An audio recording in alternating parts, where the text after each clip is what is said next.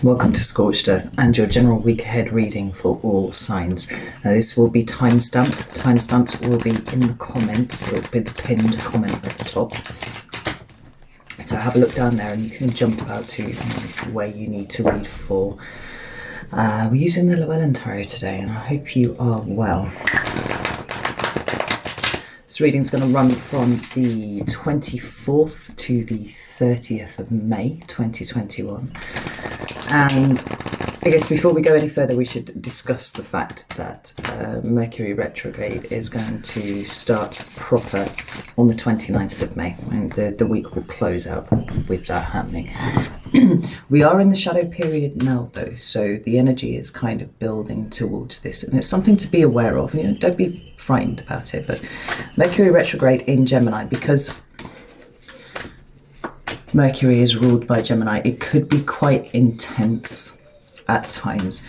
And, well, what does this involve? So, communication issues are almost certain to occur at times. Excuse me.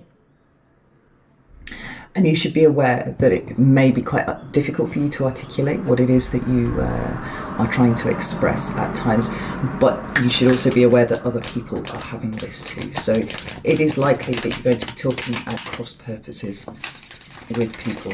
It's just what happens. But if you're patient and compassionate both with yourself and other people, then that shouldn't be too much of an issue. You can also expect travel disruptions, technology just randomly and spontaneously failing or just not, behaving in the way that it should do. What else? It's not a good time to start something new, but rather good for tying up loose ends or finishing off things that you've already started. So it's nothing to be too concerned about. Really, the communication side of things is probably the biggest issue, and because it is Gemini and Gemini is all about communication, just make sure you're sending that text to the right person, things like that. But it'll all be done and dusted by, I think, the 22nd of June, so you'll be right. With all of that out of the way, I'll just give you a quick run through the structure of this. So we'll start off with a theme for the week. We'll pull a card for that, and then we'll pull a couple of clarifiers for that to see how is best for you to navigate the energy most successfully. From there, we will move on to love and interpersonal relationships, and how you interact with other people, how they interact with you, things to be aware of, that sort of thing. Then we'll move on to work and money and your material environment, how that looks for the week. And then we'll have a point of focus, so what it would be a good idea for you to be focusing on at this time, and then conversely, what you should not be putting your energy into, what you should be avoiding. Sort of do this, don't do that kind of aspect to it. So I hope that all makes sense. Like I said, I'll just reiterate, the timestamps will be in the comments section, right at the top.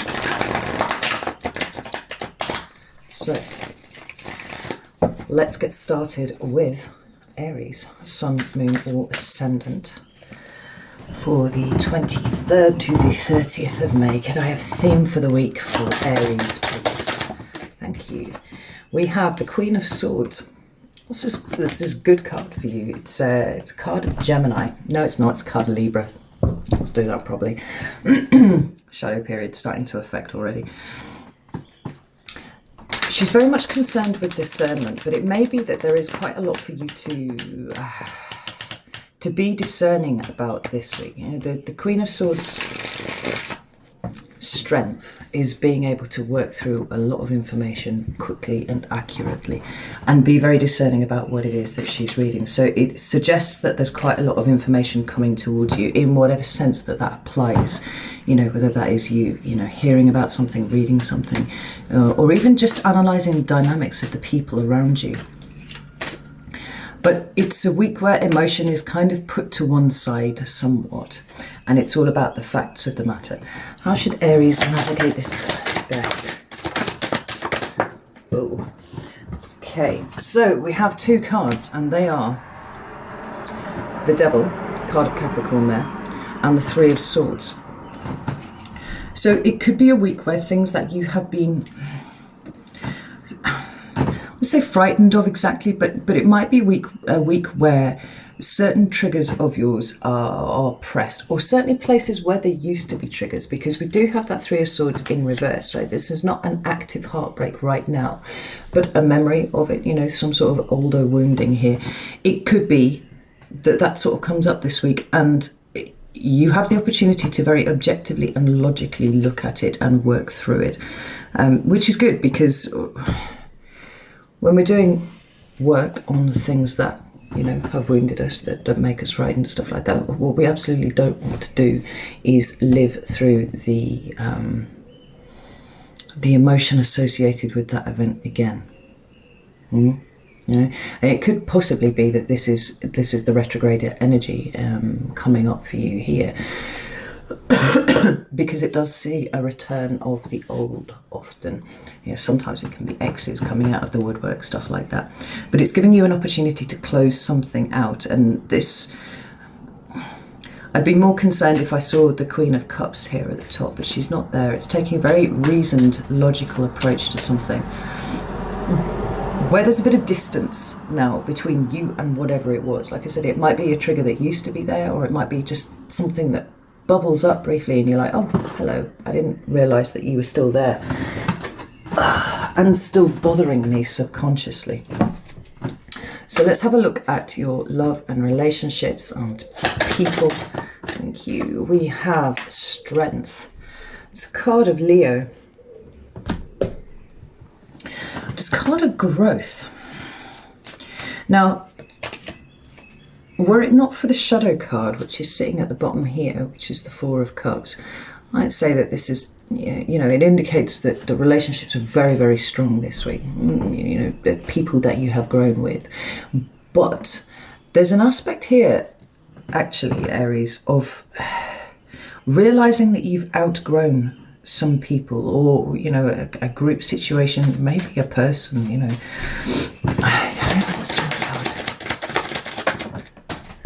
Yeah, we've got the Seven of Wands and the Judgment card together here.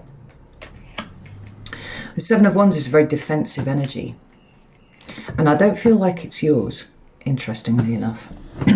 With this this particular Judgment card, we have someone in an act of ascension right here, going through these lovely golden gates, and it does feel like, oh, excuse me, it does feel like this week you realise you have outgrown a situation. Maybe you find yourself being, you know, slightly triggered by somebody who is acting in a way that is that you find thoughtless or somewhat inconsiderate, and you realise that this is just this base level where this person works at. This is where they operate at, and actually the reason why it's causing you discomfort, the reason why you're not, enjoying the energy of being around them, is because you really don't have very much in common with them anymore. And that's okay. Okay? Sometimes when we have those realizations about relationships, and I don't mean just personal, you know, like romantic relationships here, I'm talking about friends, co-workers, you know, even family and stuff like that, it can be very uncomfortable because it can kind of bring up these feelings of disloyalty, and you're like, wow, am I a bad person for kind of judging this person so hard? And actually, no, not in this situation, Aries. And it feels like there's an understanding here that if it's not quite time to part ways altogether, it is certainly time to start putting some distance between you and this person or these people, however it relates to you. Because they're trying to pull you down for some reason, and that's absolutely not what you need at the moment. So let's move on to work, money and material environment. Oh, we have the World.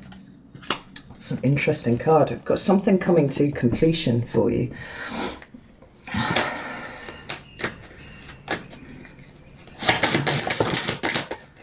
We've got two cards here. Interestingly enough, it feels like it might be slightly difficult. We've got the Lovers card, which is the card of Gemini, and we also have the Two of Pentacles, and both of those have come out in the reverse. Now, the Two of Pentacles talks about being able to juggle things, right? Keep things on an even keel, that sort of thing. And in fact, you know, this woman here looks pretty happy about her ability to do that right now. When it comes out in the reverse, it talks about a level of destabilization going on.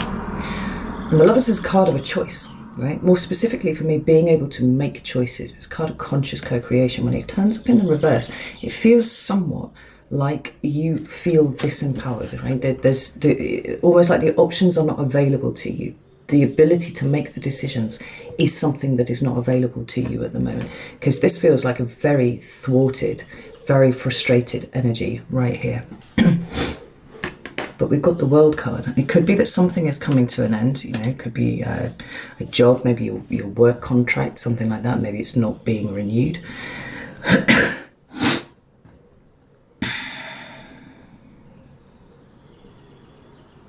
But there is a sense that it's happening for the wider good, because it's opening you up to possibilities that you have not considered. We've got the Strength card and we've got the Chariot card at the bottom of the deck there. Chariot card is all about your drive and motivation, you know, your sense of purpose moving forwards, setting a goal and going for it. And the Strength card, the second time it's appeared for you here, is both that sense of empowerment.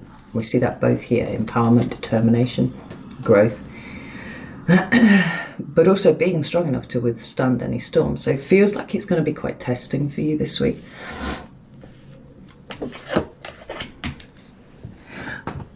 But there's something in your material environment that, just like this relationship here, you have actually outgrown. And although it's not tower energy, it's got shades of it in the feeling of these cards together. And so, much like we're seeing here with the Queen of Swords and the Devil card, where you are feeling destabilized and where you feel you don't have a choice about something, where you feel like you can't actively, you know, influence an outcome in something. This week is a good one to step back and be completely objective about it, because it feels like this is kind of pinging off something inside you that maybe you haven't touched for a while. And it could be down to something as fundamental as your security and stability, you know, whether it is, because it could be something to do with the house that you live in, something like that, you know, or work or whatever. But there's always opportunity in chaos, and this feels slightly chaotic here. If you can find the stillness, if you can be objective about it, I think that you will find that there's an opportunity in here. Certainly this is what these cards are indicating down here. So don't worry about it too much. If it brings up strong emotions in you, kind of stand back and go, right, well, why are you here? What am I actually reacting to here? Because it's probably not the ending of this thing. It's the feeling of powerlessness that I have to influence it. So instead of putting all of my energy into feeling frustrated and stuck and all of those sorts of things, I kind of step back and go, where is the opportunity in here for me? Whew. Okay, so what should Aries focus on this week, please? Thank you. We have the Two of Wands. Focus on your options this week, not on that which has been taken away, you know, or that which is ending, that which is coming to completion. Like, it's a really good time to sit back and consider what you want moving forwards, right? Planning, strategizing, working out where you want to end up, and then kind of retrofitting what steps you need to take in order to get there. Because it seems like there are a lot of things being shaken loose for you. And like I said, there is opportunity within chaos. There is great creativity within chaos, if you are of the right mindset to see it. Two of Wands. Yeah. We've got them. That's fascinating. We've got the Moon and we've got the Magician underpinning here this Two of Wands for you.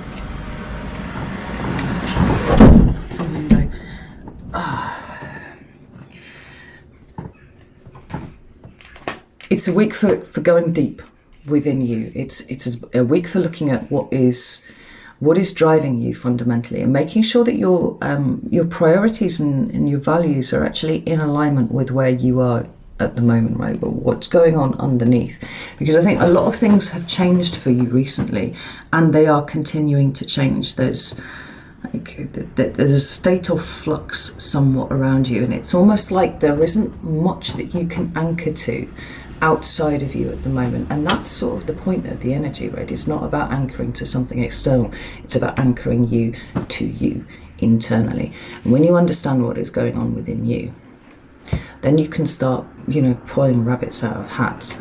It's all about the opportunity within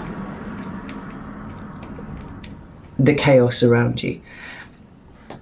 Seven of Pentacles at the bottom of the deck, because there is plenty around you that has been less than satisfactory for quite a long time, and this is an opportunity to change that for the better for you, should you choose to take it. But and as I'm saying that, I'm feeling a resistance coming up, and that's your resistance. I can feel the resistance to the idea. It's about understanding what it is that you can control, Aries. Right? You can't control everything. It doesn't matter how hard you try, you can't control everything. And this week seems to be really showing you that. What you can control is your reaction to it. What you can control is what you choose to take out of the situation. And that seems to be the lesson for you this week. Can you tell me what Aries should avoid, please, this week? Oh, one flew out. We've got the Four of Swords. With the Five of Pentacles at the bottom of the deck. This is not a good week for kind of falling into a fit of, falling into a well of despond and saying, woe is me, everything is fucked. Right? It's possibly going to be quite a tempting energy to slide into, but it's missing the point if you do that. It's not change for change's sake. None of this stuff is being sent here to punish you. It's very much to allow you to reconfigure what you want your life to be comprised of. Tell me about this Four of Swords, please. Thank you. Yeah. We've got the Ace of Swords and the Five of Swords here.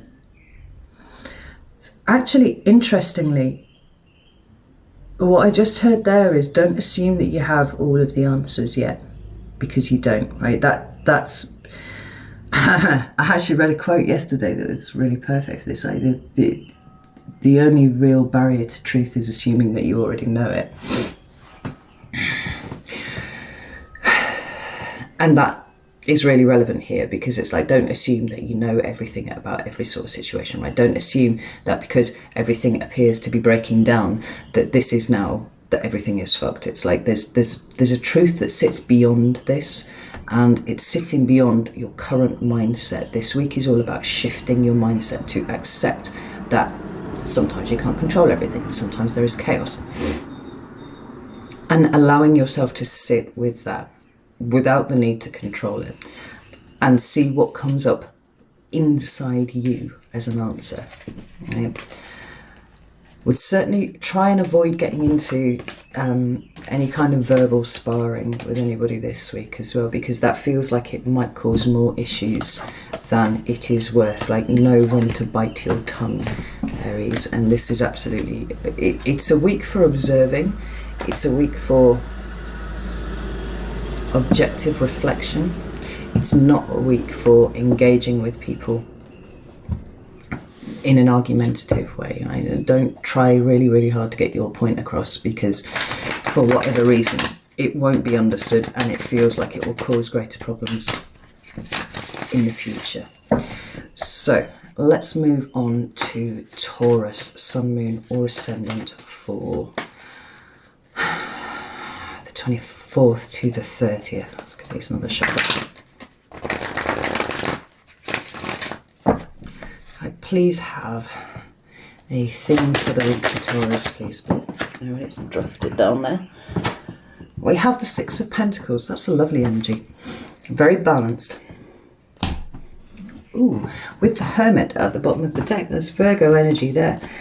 It's a week of great internal balance for you. Like, you're not feeling like there is much that can knock you off your perch here at the moment. It's quite a strong position.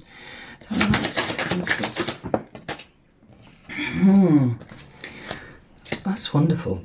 We have the Hierophant at the bottom of the deck here too.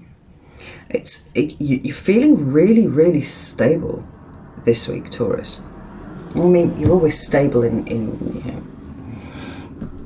a material sense, but this feels like really strong emotional stability, like knowing what you want, knowing, or even if you don't know what you want, you know vaguely the direction that you want to move in.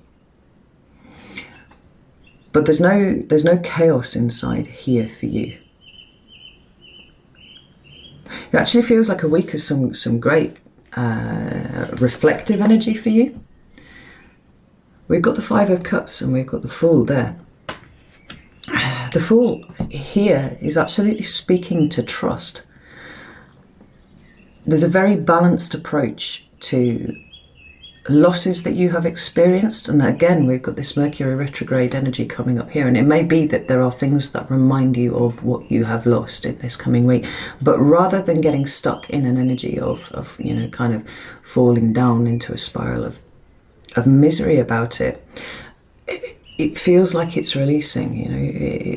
It will never leave you, it will always be there, but it seems like your interpretation of that, how you carry that forward into the world, is changing quite significantly on an almost weekly basis now. And this is a really very strong indication of a renewed sense of trust in yourself and also the path that you are taking now, more importantly. So,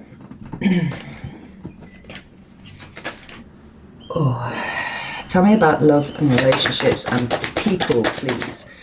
Ooh, we have the Five of Pentacles. It's a difficult energy. It talks about feeling kind of sidelined a little bit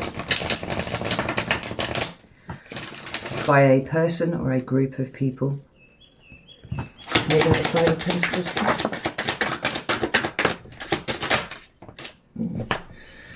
We have the Chariot and we have the the King of Wands, beg your pardon. The Ten of Cups at the bottom of the deck.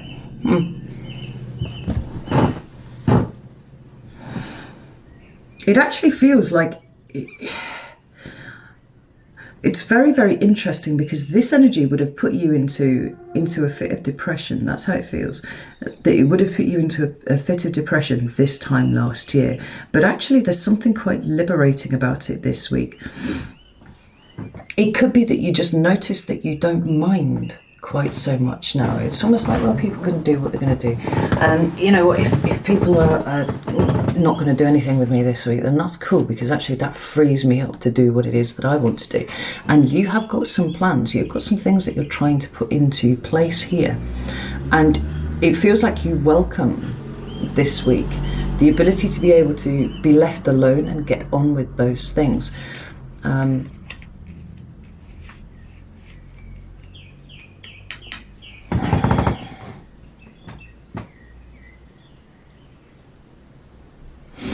Just for some of you, if you're having dealings with Leo at the moment, then it's kind of one-sided a little bit. And this is just for a couple of you. It feels like there's more going on your side than there is on theirs. We've got the Knight of Cups at the bottom of the deck here, but we do have the Four of Cups underneath it. And this Leo feels a little bit like, like I said, for most of you, that isn't the case, but certainly for one or two of you. And it might be a good idea to just kind of step back and make sure that you're not over-investing too much and you haven't, planned out this beautiful life together. If you have only just sort of met, like catch yourself, be aware of what it is that you're doing. Let's have a look at work and money and materials. We have the Four of Wands, so this is looking really good. We've actually got the Five of Wands at the bottom of the deck, but I don't feel too bad about that at all, because it feels more competitive than anything else. We've got the Page of Cups and the Page of Pentacles sitting there behind this Five of Wands. It feels like, for some of you, there is the possibility of advancement at work. And if that's the case, then I do think that this is something that would be very good for you personally. But you're not the only person who is eyeing up this position. So if you want it, it does feel like you should absolutely make sure that you are doing everything within your power this week to kind of bring that towards yourself. That's 4 of Wands. Thank you. Yeah. We've got, interestingly, the 9 of Cups and the Tower coming out underneath this. Now, it feels like something is definitely getting shaken up. I don't feel like this Tower is a bad thing at all. The 4 of Wands is the construction of a new foundation, right? That's how this card is played out. And for you, it does seem like you're eyeballing some sort of change. But it is absolutely, like I said, it's change that's going to be for the better for you. This is something that creates a better foundation for you to build on than where you currently are. So with this 9 of Cups and the Tower card, it looks like, in terms of you making sure what you are doing is ultimately fulfilling for you in a, you know, in an emotional sense as well as a material sense, some things need to change, some things need to be shaken up a little bit. You know, for those of you who aren't eyeballing a change at work, you know, a promotion or perhaps even a shift to a different job, it could be that you're overhauling your material environment, having a good clear out of things that you don't need and that you don't want. Or even taking a beady look at your finances and saying, like, what am I showing out for that I don't need? What is it that I want?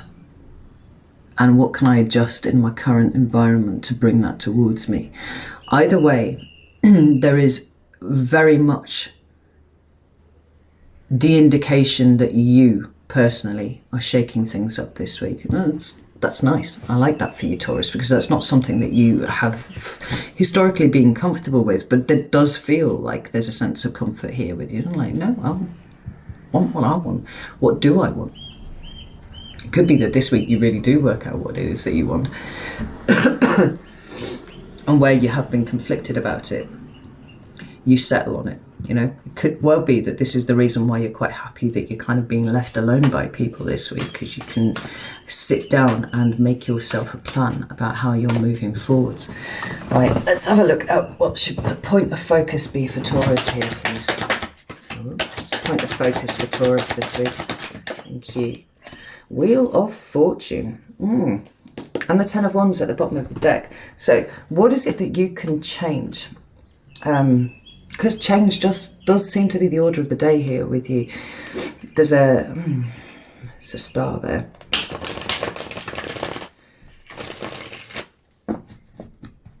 I feel quite excited about the thought of changing things. It's felt to me a lot like the Tauruses that I've been reading for this last, almost 2 years, goodness, yeah, have performed quite significant course correction. And you've done it slowly, you've done it like Tauruses, but you've done it in a really solid way. It's a pretty unassailable position that you're in now. And what it's brought with it is this comfort in being able to change things, right? We've talked about this before, because your security and your stability comes from within, not from without. So with that in mind, once you are feeling in a position of being comfortable and stable within, then everything's up for renewal, for change outside of you, because it doesn't affect you in the way that it used to. And it feels very strongly like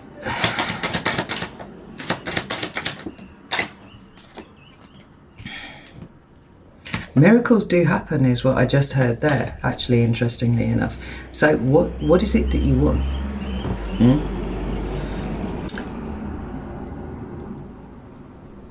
Everything that you've gained so far in your life, Taurus, you've worked really, really hard for.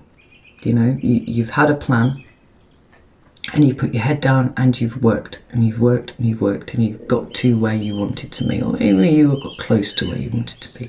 But certainly, like I said, your stability has been really, really important, and you have been able to maintain that, and that is good.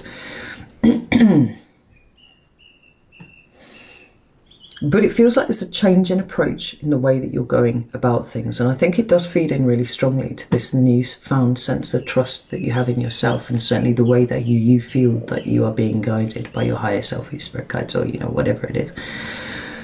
But there's something bigger about the dreams that you're starting to have now, Taurus. It's like the perimeter has kind of expanded for you, and now it's like, I could go over here and do this thing for a little bit, and then I could actually maybe go over there and do that. There's more fluidity in what you're trying to do, and as your dreams are getting bigger about what it is that you want to achieve is growing, miracles do happen. You know, it's like, well, what do I want? Is it realistic that I get it? No. Does that matter? You know, aim for the stars and you might hit the moon along the way. It's got that kind of feeling to it. It's like, be open to the possibility of things coming in sideways that you didn't expect that might be very, very good for you. And with the Queen of Pentacles here and the Hierophant, you know, make sure that you're taking care of your own needs and all that sort of thing. But actually, I don't think that that's an issue this week. It's almost like be prepared for something to surprise you this week and lead you off in a direction that you did not anticipate. Because this energy does feel like it's coming in sideways. It would be a very good week to have a look.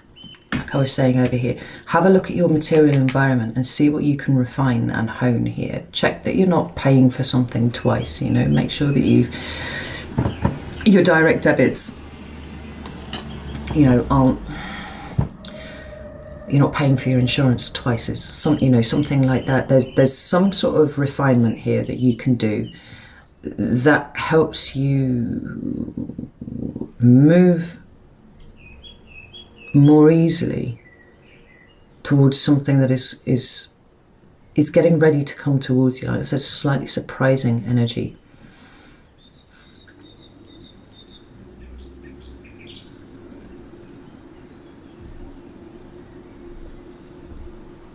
You know, maybe even just checking your utilities, and, you know, maybe you're right. This happened to me, and I was paying for my internet, and I just noticed that suddenly my broadband had gone up to, you know, like double what I was paying a few months before. And I rang them up and went, what is going on here? And they were like, oh, you're out of contract now. And I was like, well, can I be back in contract, please? And they were like, yeah. And I negotiated it down to being half of what it was, you know, before.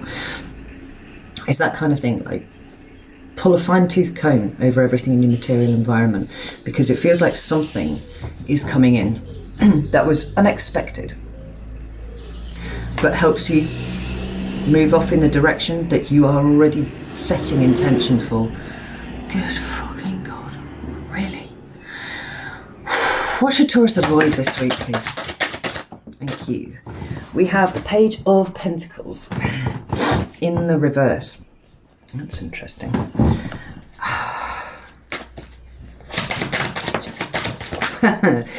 There's the Page of Pentacles flown out again. Page of Pentacles. Oh my God. Page of Pentacles in reverse is clarified by the Page of Pentacles in reverse.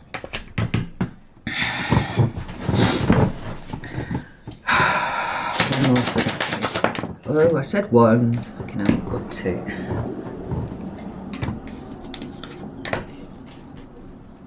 What have we got at the bottom here? Five of Pentacles.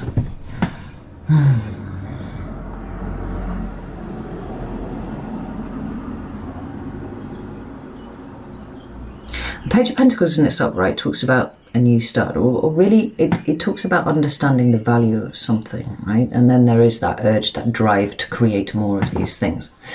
When it's coming up in the reverse,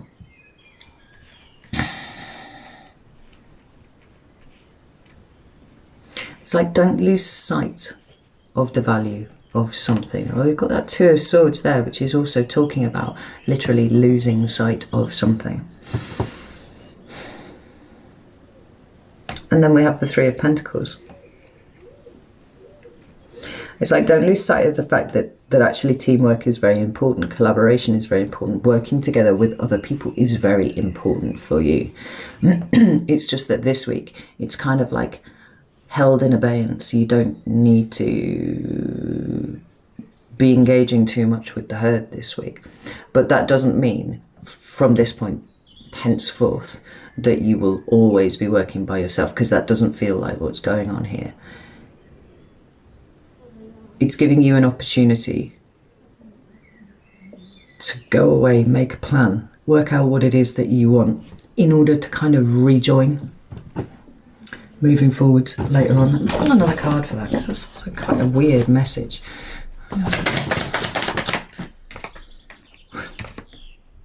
Wheel of Fortune again. My fucking god. We have the Wheel of Fortune. So sorry, the cards are being really fucking insistent here. We have the Wheel of Fortune with the King of Pentacles, which is you. And then we have the Three of Pentacles again. And the Queen of Pentacles at the bottom of the deck. Like these are all repeating cards. So the message here is very, very strong. I actually feel like it's, rather than don't lose sight of what's important, it's like don't be too fixed in what it is that you think that you're doing this week, because there are things coming in, there are surprising energies that are going to change the route of travel for you. So actually be very careful about committing to anything this week that involves you working with other people.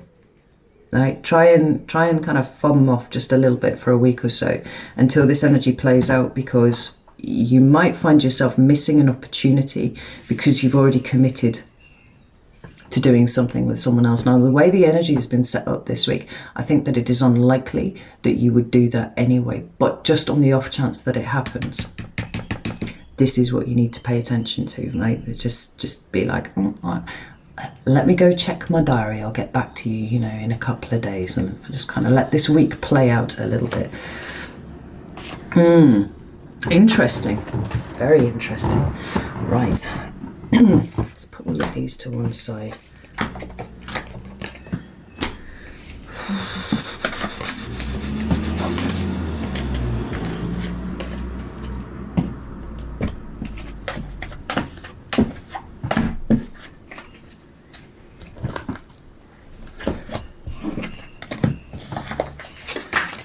There we go. Right. Let's move on to Gemini, Sun, Moon, or Ascendant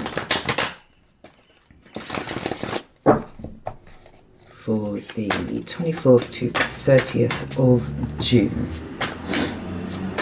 Have a theme for the week for Gemini, please. We have the Ace of Cups. This is nice. It's combined with the Nine of Pentacles at the bottom of the deck here. Right? That's a card of self-sufficiency and independence. Kind of often a very solo energy. So it could well be that this Ace of Cups here refers to you. The Ace of Cups is, the full potential of love, life and everything. But it's an energy that is self-directed, and self-generating. Tell me about this Ace of Cups, please. Three of Wands and the Seven of Cups in reverse here. Yeah, it feels like a clarification of your emotions this week. We've got the Two of Pentacles at the bottom of the deck here, Gemini. An absolute clarification on how it is, what it is that you feel about something, because it feels like you've been in a state of confusion about something for quite a while. We've got the Seven of Cups here in the reverse. Now, this way around, it talks about illusion, it talks about confusion sometimes too. When it comes out in the reverse, it feels to me very much coming out of a state of that, right? Really understanding what you feel about it. And when it's coming up to clarify this Ace of Cups, like it feels like a really solid understanding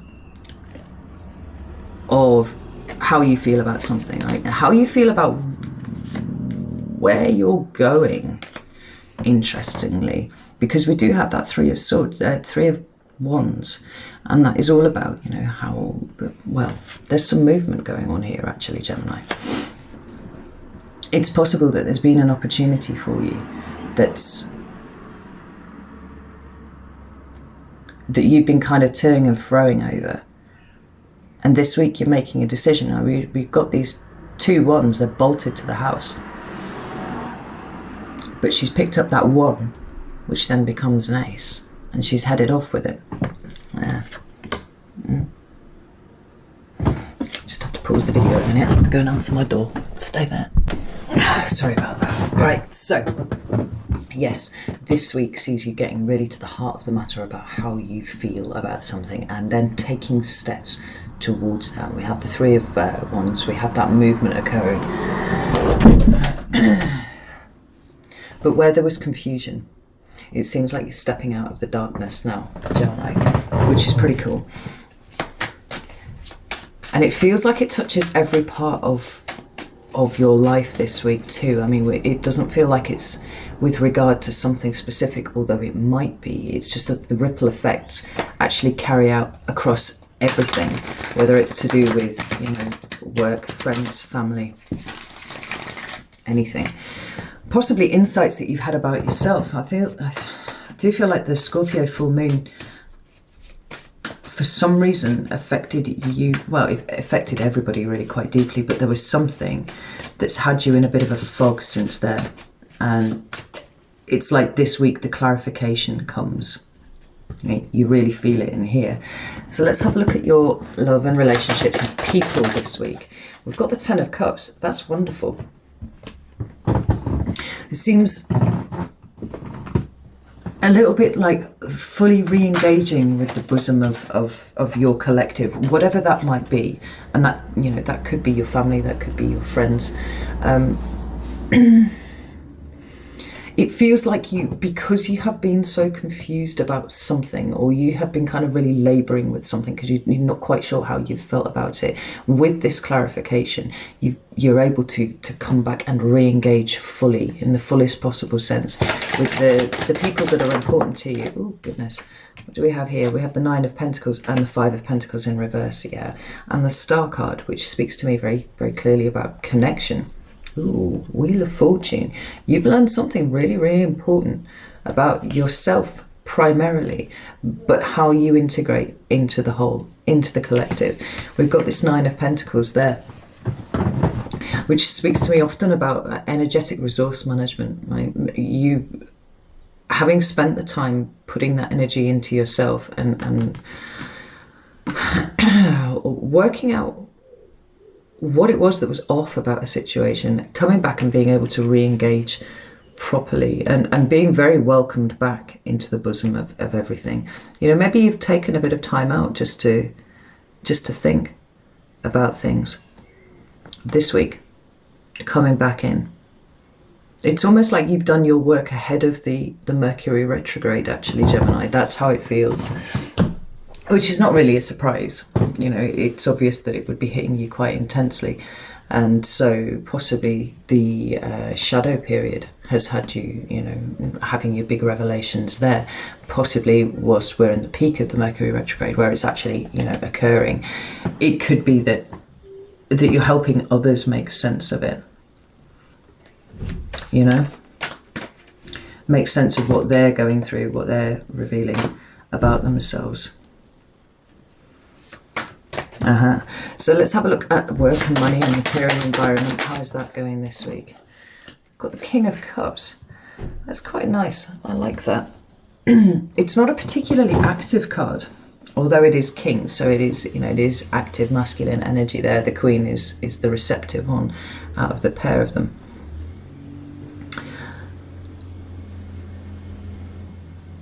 So it feels like things are just comfortable. It feels like there aren't any particular moves that you need to make in a particular direction. I'm interested that we've got this Ace of Cups and Ten of Cups and King of Cups and then Seven of Cups in reverse.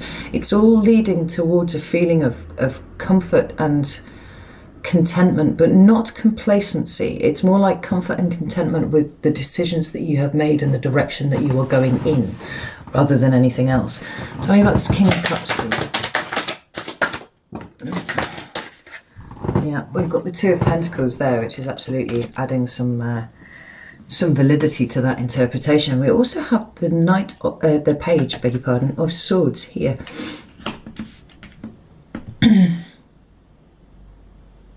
it's all leading into this sense of, yes, I know what I need to do now. I know possibly you might need to sharpen up your skills in some area.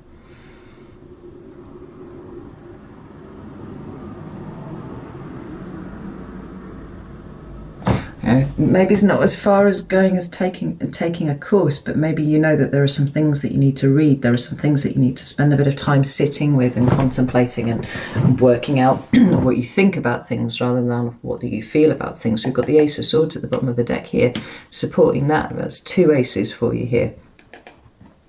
It's seeing everything really, really clearly and seeing what path you need to take in order to get to where it is that you're going. It's beautiful in so much as we've had all of this fog for you, it seems, at some point, but this week it's all starting to clear up. It's all starting to be more readily understood by you.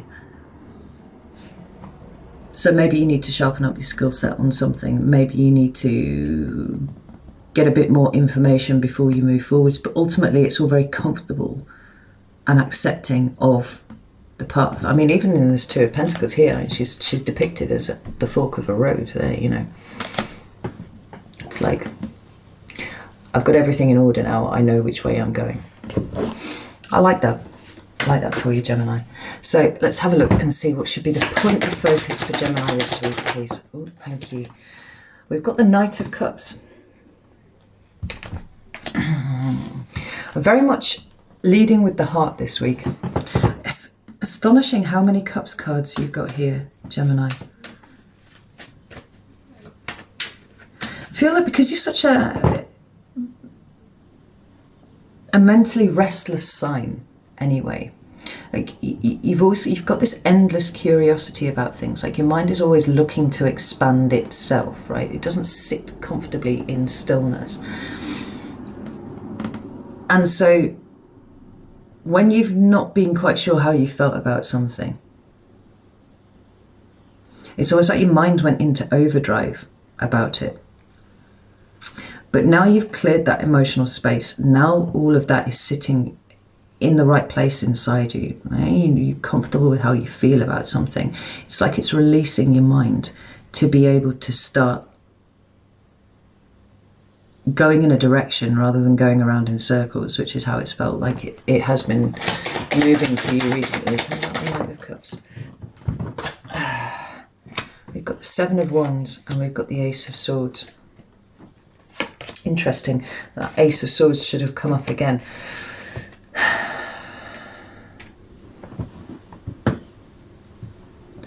I think this week it's really concentrating on this 7 of Wands doesn't actually feel like it belongs to you at all. It feels like the ways in which other people are defensive, and it's really focusing on moving forwards with this knowledge that you have about what you have been dealing with internally for you. That's the Hermit at the bottom of this deck here. Like where you have been. Like I said, it's almost like you've done your work early, Gemini, and now there's something of the results of that making it easier for you to see how other people are projecting, because that actually feels like that's what that is. The ways in which other people are defensive and they're kind of pushing things onto you. It's enabling you to see this with more compassion than you might have done had this occurred a week or so earlier, because that fundamental truth is there for you, that understanding is there for you. And so if you feel called to do it, and if indeed you are asked to do it, then feel free to share what you have, not necessarily the details of what you have worked out for yourself, but the general gist of the way that your mind has been working this week. But if not, then it's just about seeing where other people are coming from and understanding what they are struggling this week with. Maybe even just so that you don't get defensive about it. You're like, oh, that's where I was last week, right? I kind of see what's going on here. I'm going to step back and be a little bit objective about it. You know, there's a great deal of love. There's a lot of very light energy about all of this here, Gemini. I really, really like it. What should Gemini avoid this week, please? Thank you. The 7 of Wands, the 4 of Pentacles at the bottom of the deck, and the 10 of Wands, which is interesting. So avoid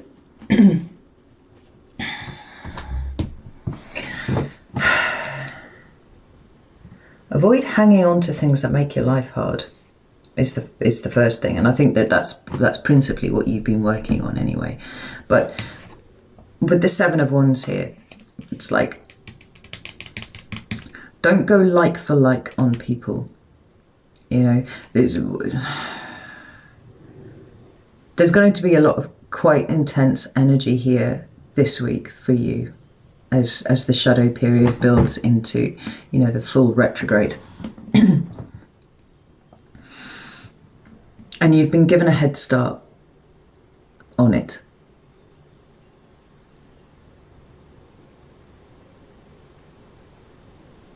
So keep that front and foremost in your mind, because if with the communication issues, you know, miscommunication issues that come with a Mercury retrograde, have people around you kind of saying things that they're not quite articulating properly, and you take offense at those things, you know, you're going to come back with something, and this situation could escalate quite dramatically, where you are actually being asked to step back, or you're being asked to view everything with compassion. The Seven of Wands. I've got the Four of Wands in reverse. And the Justice card. Yeah, even if you think that you are right, it's a really, really good week for just biting your tongue about things. I think I gave the same advice to Aries. It isn't necessarily a week for saying much. It's more about feeling your way through it. Now, interestingly for Aries, it was kind of like observing your way through it. I don't actually think that you need to do that that much. Gemini, for you, it's more about kind of feeling your way through. And you know, you're a pretty evolved sign as it is anyway. Like, Gemini energy is very light and it's very caring, but sometimes Gemini, you've got a bit of a mouth on you, and if somebody's coming at you with something that feels like it could be incredibly offensive, the chances are they don't necessarily mean it like that at all. And it's kind of like, check yourself, keep your mouth shut, and just sort of notice their pain, notice their hurt, notice what they are projecting there. Not particularly because it saves them, although it will a little bit, you know, if you can treat them with compassion and kindness and all that sort of thing. But it actually stops you from putting, you know, your foot in your own mouth and possibly escalating something.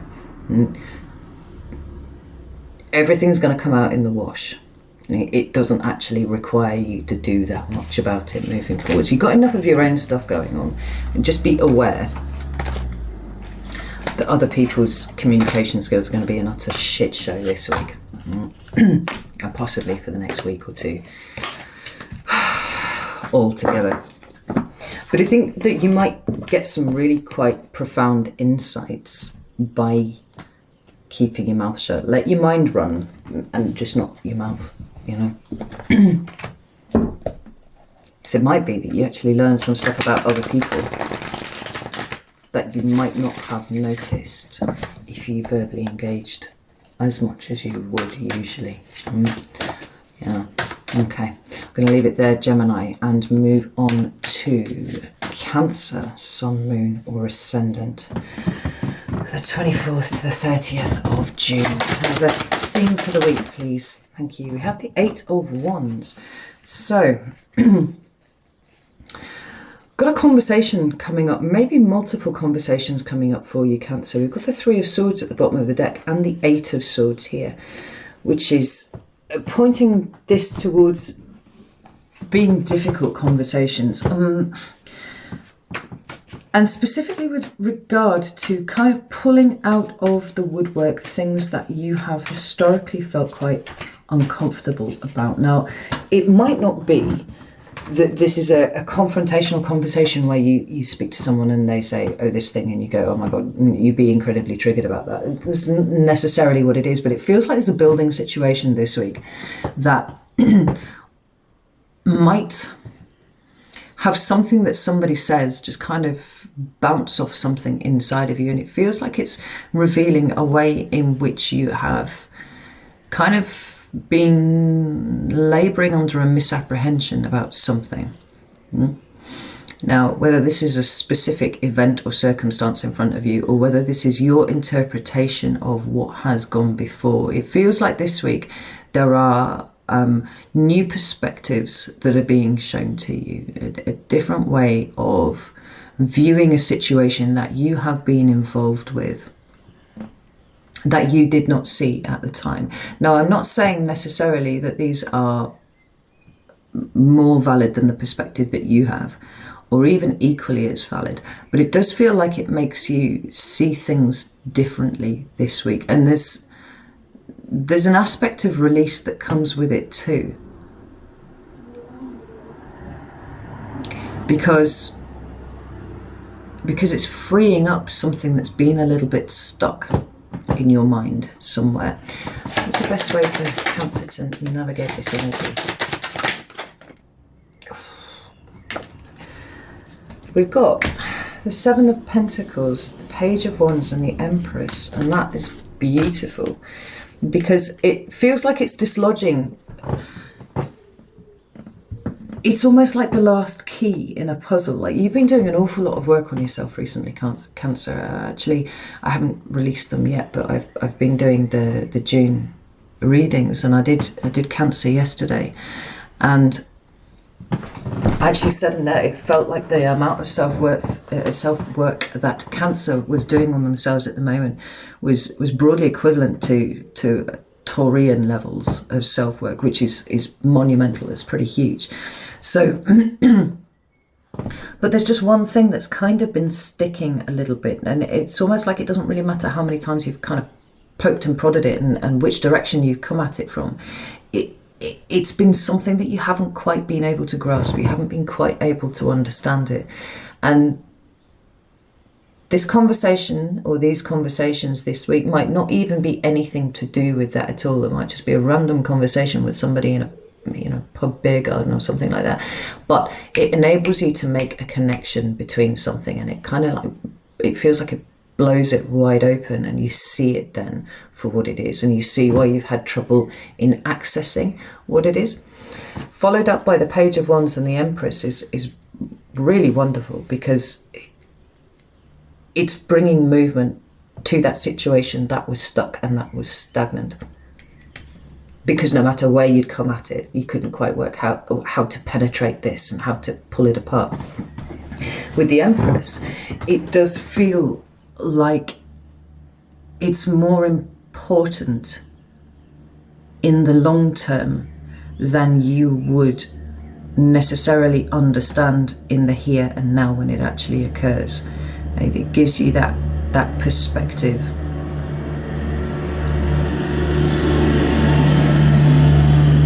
That will continue to sit with you moving forwards. And so in a situation in future, it feels like the fuck.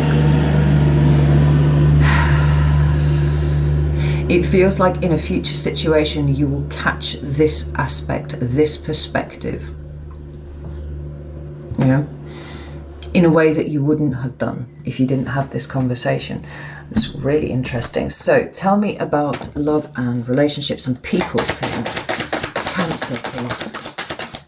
Oh, we've got the Six of Cups. So we could be seeing a return of someone, and this is someone.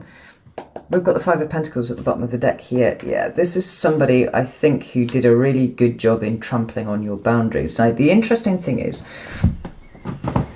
like for me, I always consider these relationships, these really awful, terrible relationships, to be incredibly valuable because they have really taught you something. And this person was one who absolutely trampled all over your boundaries, right? We've got the Strength card that's sitting at the back there. It is a relationship that caused you to grow in some way, even if that growth came later on in reflection, so that you could see what it was that was going on there, right? And perhaps it was a codependent relationship, something like that. In retrospect, you can see the mistakes that you made going into it, and you grow as a result off the back of it. But it certainly left you feeling less than cared for, this relationship, right? Now, what about the Six of Cups, please? And some more information about the Six of Cups.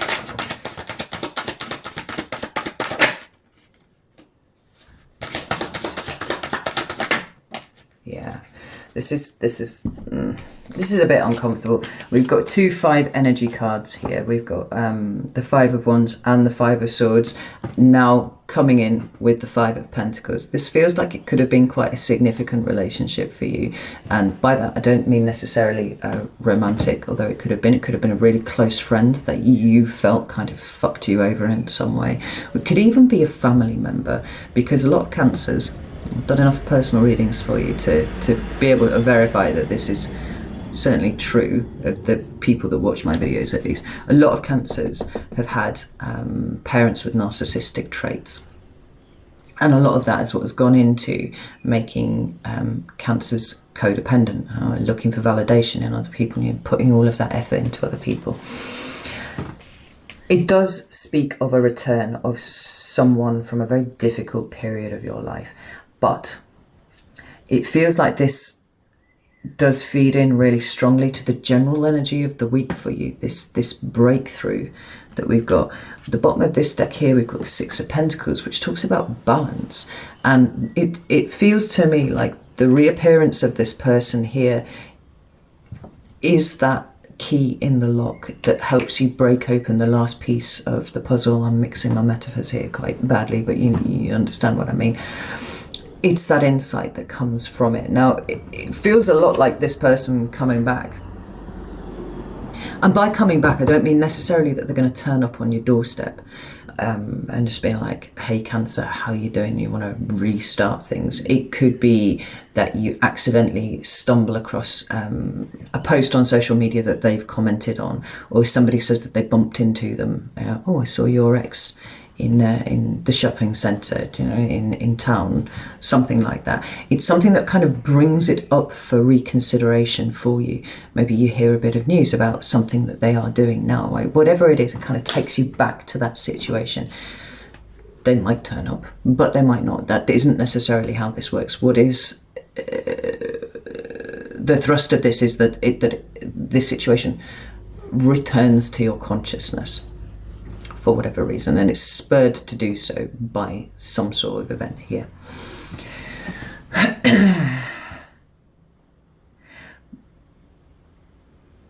But it is liberating for you, and I don't want you to be afraid of it, because I don't think it's anything to be afraid of at all. I actually feel a great sense of relief looking at this, and the ability that you have then to really balance out how you feel about it internally and release it and let it go. But the breakthrough aspect of this is the important bit. Cracks it wide open,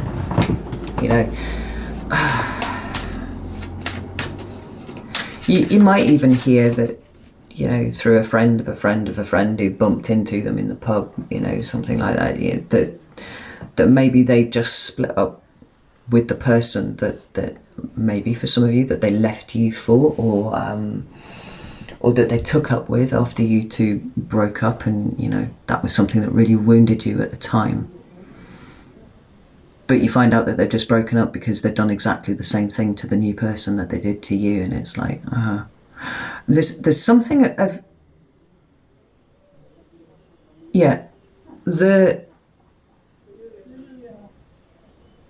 for some of you, hearing about this secondhand from someone else, right, it allows you to look objectively at the situation, because you don't have any kind of like emotional skin in the game on this one, and see where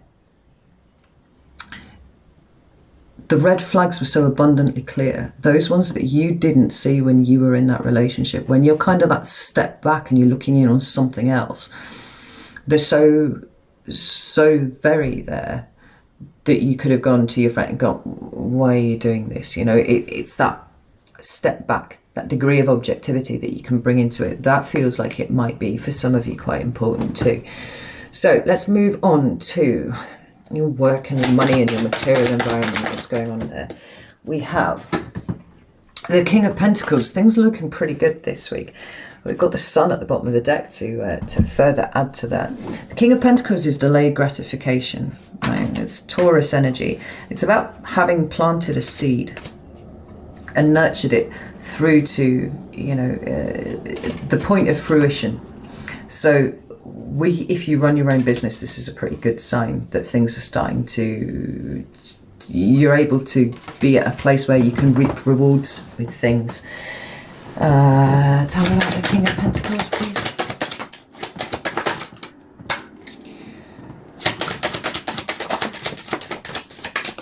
King of Swords. King of Swords. I don't know words. I've got cards flying out everywhere to the right. Tell me about the King of Pentacles, please. What's happening again? There we go. There's one there. Ace of Cups. Yeah, there's... It feels like there's not a lot of activity going on this week.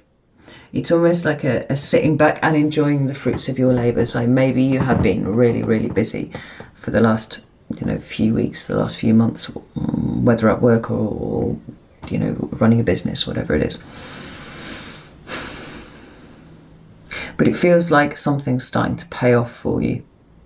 We've got the Seven of Wands here, and we've got the Ace of Cups. Some of you might have been in a conflict with somebody at work, and your boss has noted what has gone on and come down in your favour about something. That's quite possible from what I see here too. But there's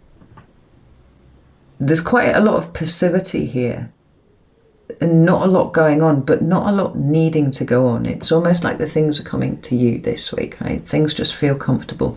Seeds that you planted in the past now really coming up trumps. Certainly nothing to be worried about anyway.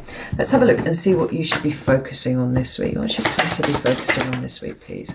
We have strength. Yeah. Empowerment. Your own personal growth, possibly with everything that's going on here, like really seeing, acknowledging for the first time in perhaps quite a long time, like how far you have come compared to where you were before. There's something quite empowering in that, just seeing. It can be difficult sometimes when you kind of look back and think, oh God, that was a really awful situation. I can't believe I sat there like I did. Wait. That's fair enough, but rather than letting the thought stop there, like turn it around and go, look how far I have come, like how incredible is the work that I have done, how much more comfortable and content I am now. What about the Strength card, please? Yeah, Four of Pentacles. And the Hanged Man. Yeah, what you've released, what you've let go, how you have changed. I mean, how your perspective has changed dramatically. And the things that you've let go of that you never thought you could, right? They've just been released. And certainly with the what's the word I'm looking for there? With the last bit of what it is that you have to release this week. That's a really, really strong message.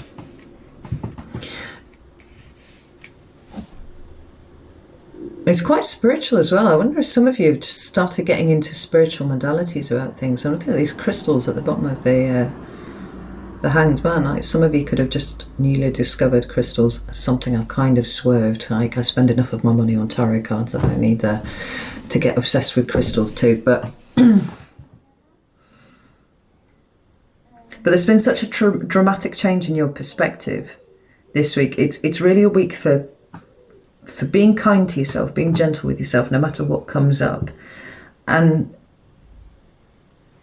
seeing where you are now for the blessing that it is, and how it is that you can truly appreciate that because of where you have been. This is not something that you take for granted. This has been a hard one, and just taking a moment to really sit in that energy, like really let it charge you up. Tell me about what Cancer should avoid this week, please. We have the Knight of Cups with the Seven of Pentacles. Oh, Cancer, do not be tempted back into old situations with old flames, right? This is this is a week, and I think this is particularly, with reference to the Mercury retrograde, this is not a week for going through your phone and looking at old messages and being like, I'm just going to hit somebody up here from the past, don't don't be writing texts to old people, and don't forget the lessons of the past. I mean, there's the Seven of Pentacles again, right? It's up here at the beginning of the reading here, right? This is a situation that you left for a reason, and a very, very good reason. Don't be tempted back. Don't be charmed back by it, because nothing has changed on their side. You're the one that's changed, not them. And so, you know, it could be whatever you found attractive initially is now more obvious than what it was when you left, but you left for a reason. Tell me about this Knight of Cups.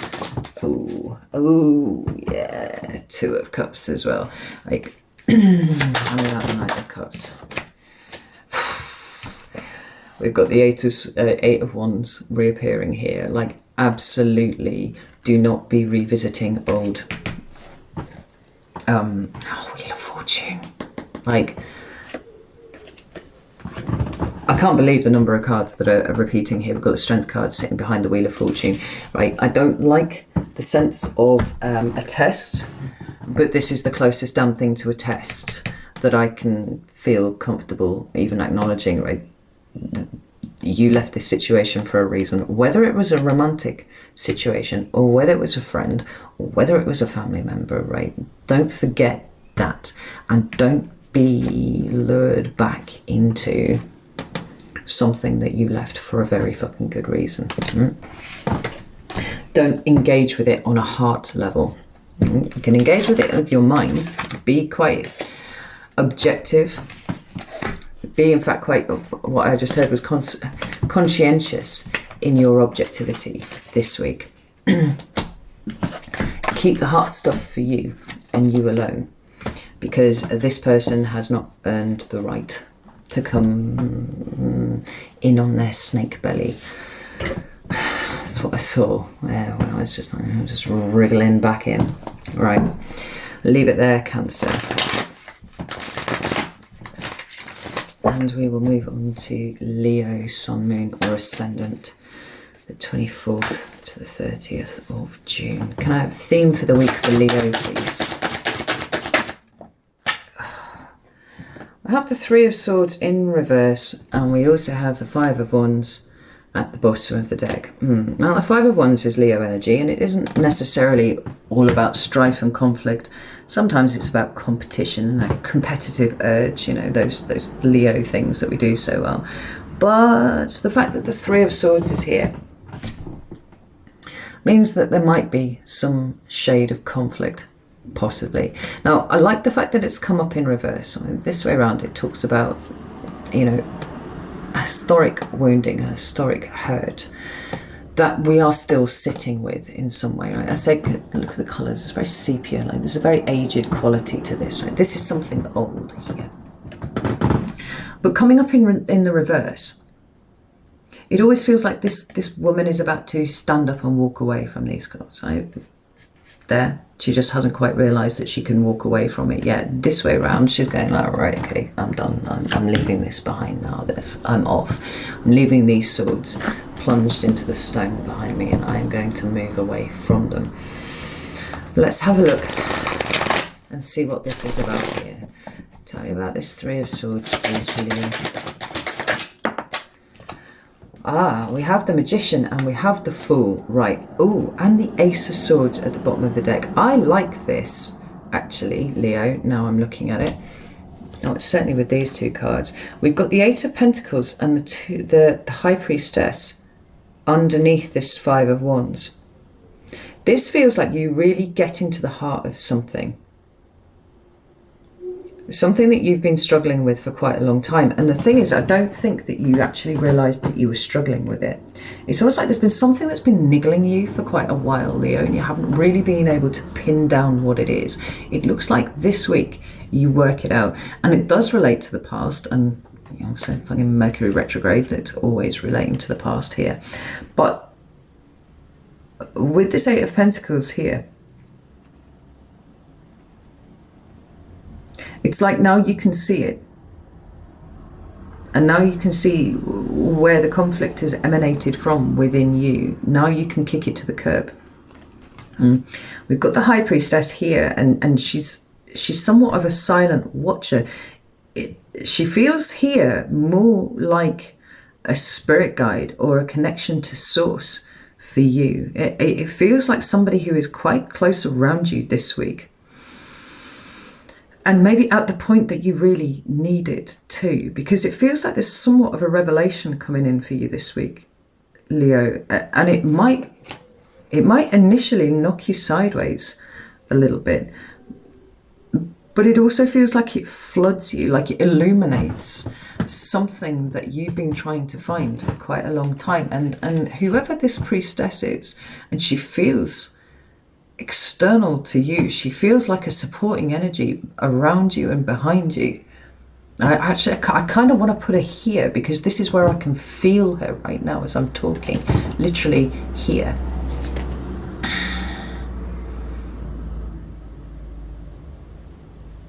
It feels supportive. It just kind of, just a hand on your shoulder at this point as you kind of work through this. But there's something incredibly releasing about it. We've got the Magician there. We've got the Fool. This is the card of a new start. This is a card of trust too. And I can't ignore the fact that there's a great deal of trust between you and whoever, whatever this is here. Now, it might be your higher self, but it feels something more like someone or something that you have a connection to, rather than it being you yourself.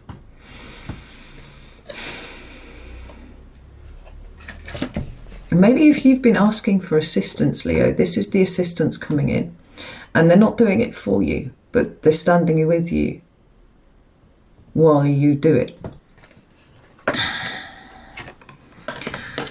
Magician is a card of manifestation, but it is also a card of knowing that you are powerful and you have the ability to be able to, you've got all the tools that you need to do anything, right? It's about trusting that. Maybe you've been doubting. Maybe you've been really doubting everything. Like, is there a plan for me? Am I on the right path? Where are the things that I'm waiting for? Where is the new start that I'm waiting for? But like, is it even coming? Have I completely deluded myself? Give me a fucking sign. It feels like it's here, Leo. And what it shows you is that you can trust. Everything is on the right path here, right? Something being let go and something really positive bursting out. You know, we've got, oh, there's the Star card. I could feel the Star card around somewhere and I wasn't sure where it was. So there it was, it's sitting underneath the Ace of Swords. The Star card primarily for me is the card of connection. It's connection to something else. When you say you followed your guiding star, what you're saying is you felt such a connection to a celestial body that you looked at it up in the sky there and you were like, I trust that to take me where I'm going, right? You know, these themes of trust and connection to something else. Right? This feels like it's the week where you get your sign, Leo, and a renewal of trust, a renewal of faith in that which has had you a little bit wobbly of late. That's amazing. I really like that. So tell me about love and relationships and people. How is that going for Leo this week, please?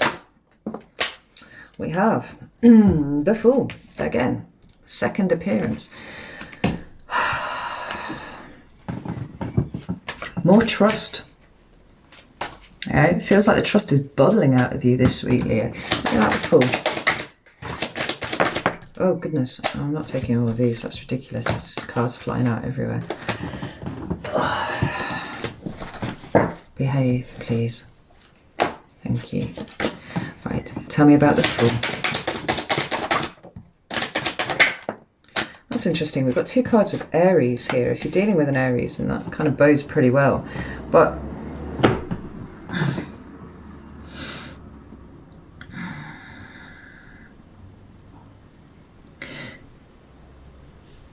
I just think this Emperor looks pretty stern. Like he's the most aggressive looking Emperor in any deck that I have. He's really dominant and assertive, but, you know, possibly a little bit cruel. I'm just kind of thinking aloud here as I'm talking to you. I don't necessarily think that this is the meaning here.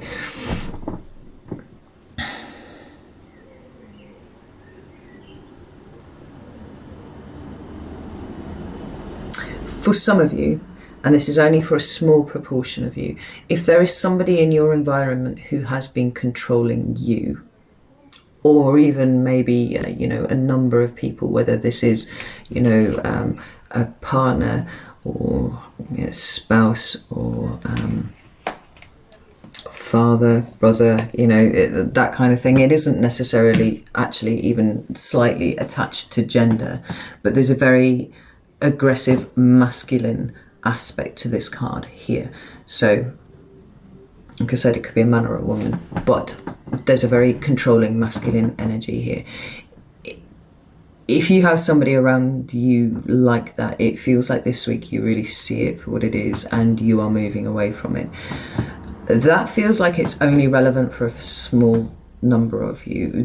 The bigger proportion of you, it actually feels like the trust is coming back, and rather than being aggressive and domineering like this emperor is here, it feels more like you're getting back in touch with what is important to you, with the collective that is important to you, whether that is your family or your children or your, you know, your friends, whoever it is. It feels like you kind of springing back into action, Leo. Like you have been quite withdrawn, you have been quite pulled back from an awful lot of social situations. It kind of feels like you coming back in now. And we're going to pull another card for this, because maybe about this emperor, please.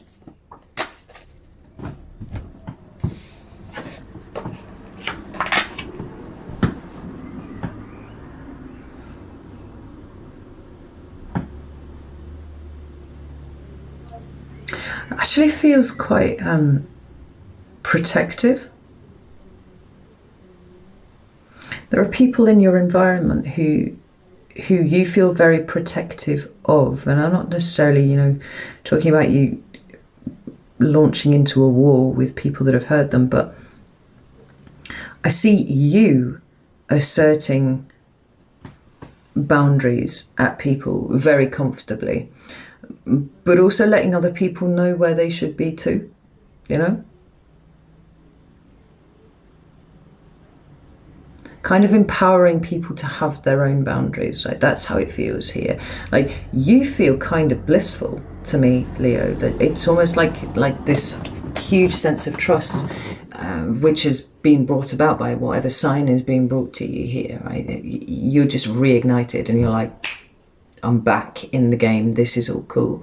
But then you're kind of looking around and you're looking at other people who are having a great deal of trouble kind of asserting what they need, advocating for themselves more than that, like that sort of thing around them. You being a very empowering force to them, going, no, it's not okay that you're being treated like that. You know, you need to, you know, stand up for yourself. I'm here for you, I believe in you, or that kind of thing, right? It feels like that is what is being communicated to other people this week. You're just kind of walking around on cloud nine, it actually feels. But looking after other people. Oh, I've just got a twitch right under my eye. What the fuck? Certainly looking out for your collective in whatever way they manifest.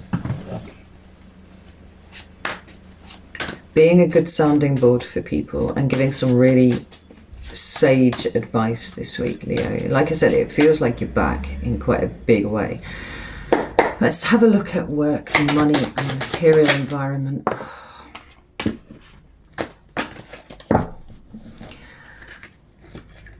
Can I have work, money and material environment, please? Thank you. We have the Queen of Pentacles with the Nine of Pentacles at the bottom of the deck. So this is quite a diligent energy.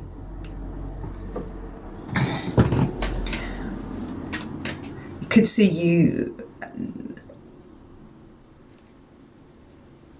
checking out your finances and making sure that they're all, you know, as they should be, making sure that you're not paying more for something than you need to, or whatever. But it sees you really getting on top of where you put your energy in this space. If you work for yourself, it could be that you've set up a new routine for yourself, and this is the week where actually you're starting to see that it's really, really working. You're starting to get some sort of result from it.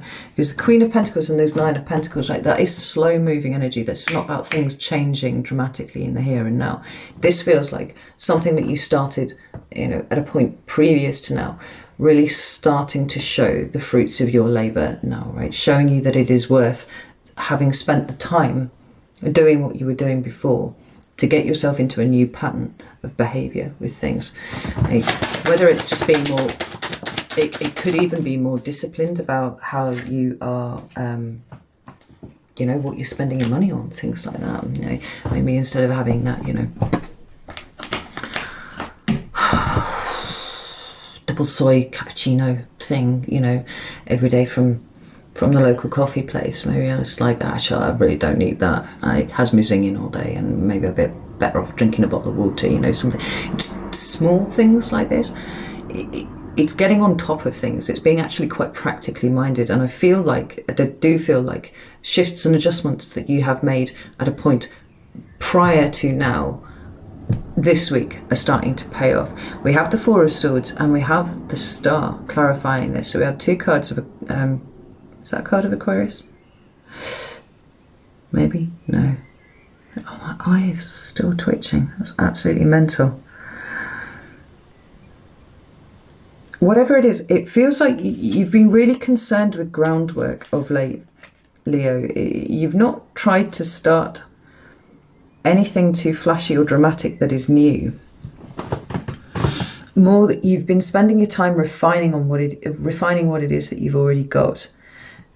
Really sitting with and contemplating it. There doesn't look like there's a lot of movement here this week, but there doesn't need to be, because it's all been about the groundwork that you've done before now. This is where it's starting to take off. I mean, actually, if some of you are involved, in a very public facing role, you could find that your profile suddenly elevates somewhat. You are being exposed to more people now. That's it's not a sudden shocking like overnight fame thing, but it is more you kind of putting in the groundwork and that foundation that you are building now, having something quite impressive to build on top of. Like it's when you're building a house, right?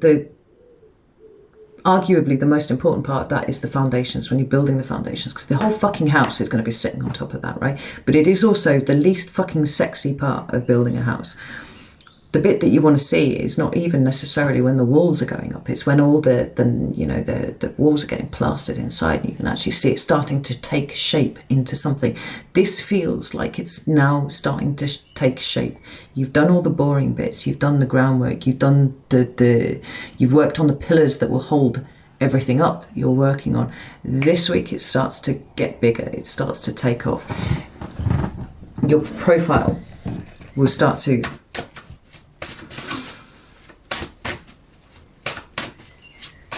you're going to get noticed this week, Leo.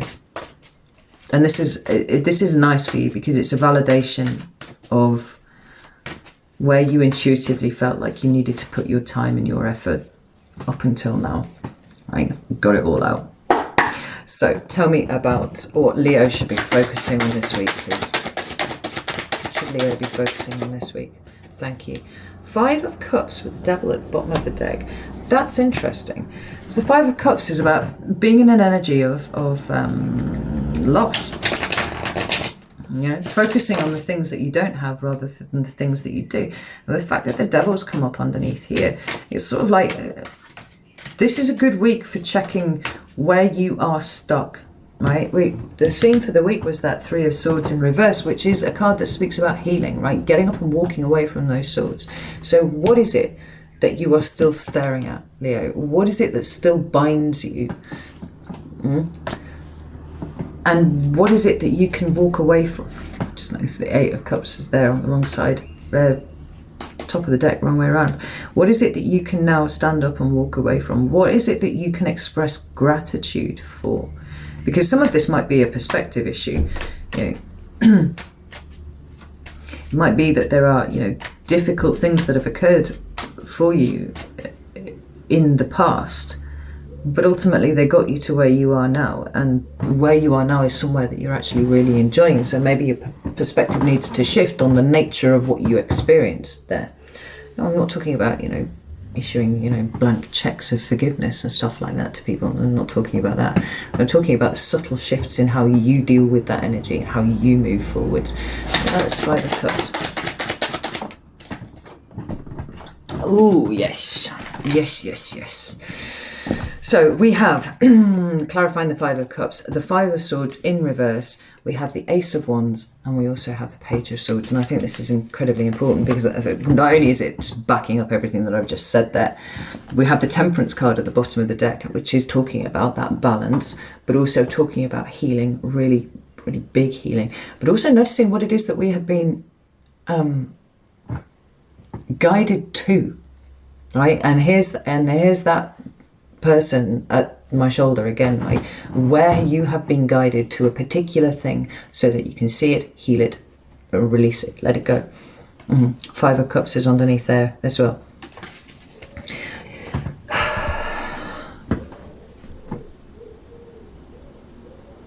I'm not sure if there's a catalyzing event, like something that kicks all of this off, or whether this is something that just drops as a fully formed thought into your head.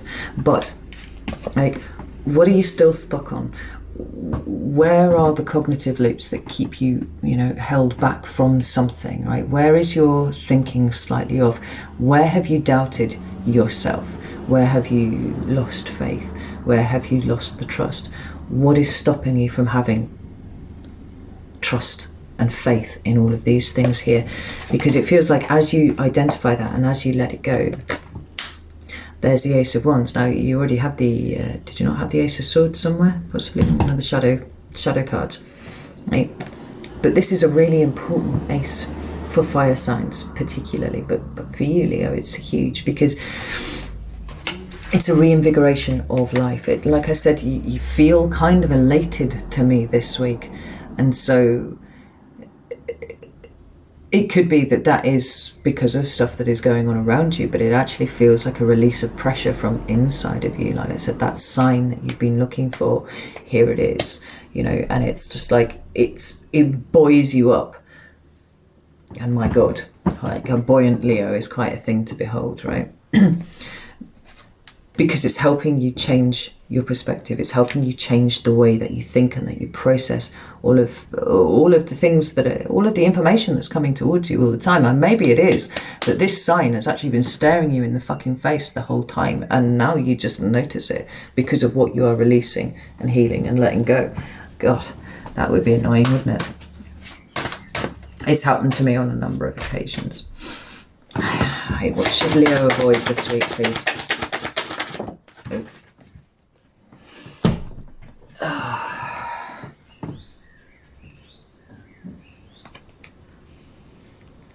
Avoid taking your foot off the gas when it comes to the things that you have been slowly plodding on with. There's going to be a temptation when you receive your sign, whatever it is, like when that holy shit moment hits for you, it could be very tempting to drop everything that you have been working on for weeks and weeks and weeks. All of the mundane, boring crap, right? To go, oh, well, you know, the universe is looking after me now. This is all cool. I just have to exist and be shiny and Leo-like and that'll all be fine. No. These things are working in tandem here, and it's really, really important that you continue with what it is that you have been working on, right? This is this foundation for success that you have been building for a long time. Although it may start to pick up, right? You can't kind of skate along the top of this now. It does involve work. It does involve you continuing to put the same level of effort into it that you have been doing so far. Because the temptation will be to just drop it. It might not even be a temptation. It might just be something that you do because you're so buoyant and elated about something. You might find it really, really difficult to concentrate.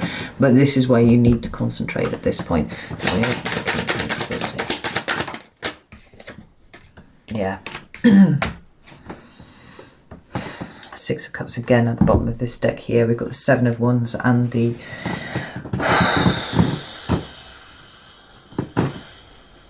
Knight of Pentacles. I couldn't work out how to say that there. The Knight of Pentacles there, right? you need to stay diligent. You need to stay with your nose to the grindstone on whatever you're working with. It's really, really important, because I think whatever success you may feel this week, it's going to extrapolate up into something much bigger if you stick with it. Like, don't drop everything at the first whiff of success, because it's going to peter out. It's just going to fizzle and then it's going to be gone, right? This requires consistent effort.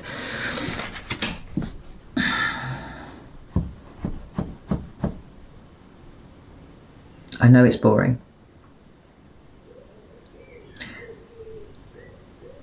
And I know you'd be, yeah, I feel certain you'd rather be doing 1,001 other things, but there's a reason why you headed down this path. Like, this is just the sign that you've been asking for, that little bit of success. Now you just keep going with this, because there's something being promised here for you that is much, much bigger. Don't fall for the low-hanging fruit, Leo. Like, keep going on this one. Right, that's quite exciting. I don't like that. No, just the energy was exciting. I just kind of felt quite fizzy there for a little bit. So let's get all of these cards packed back up. Where are we going? You there, you there, you there, you there, you there, and you there. That's water. All right. Let's give these a shuffle. And we will move on to Virgo, Sun, Moon or Ascendant. Can I have a theme for the week for Virgo, please? Thank you. We have, oh my God, we've got the Three of Swords again.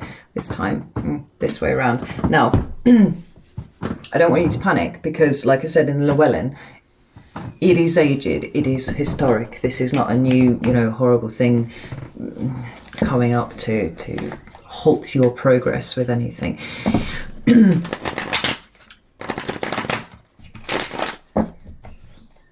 Tell me about Three of Swords, please.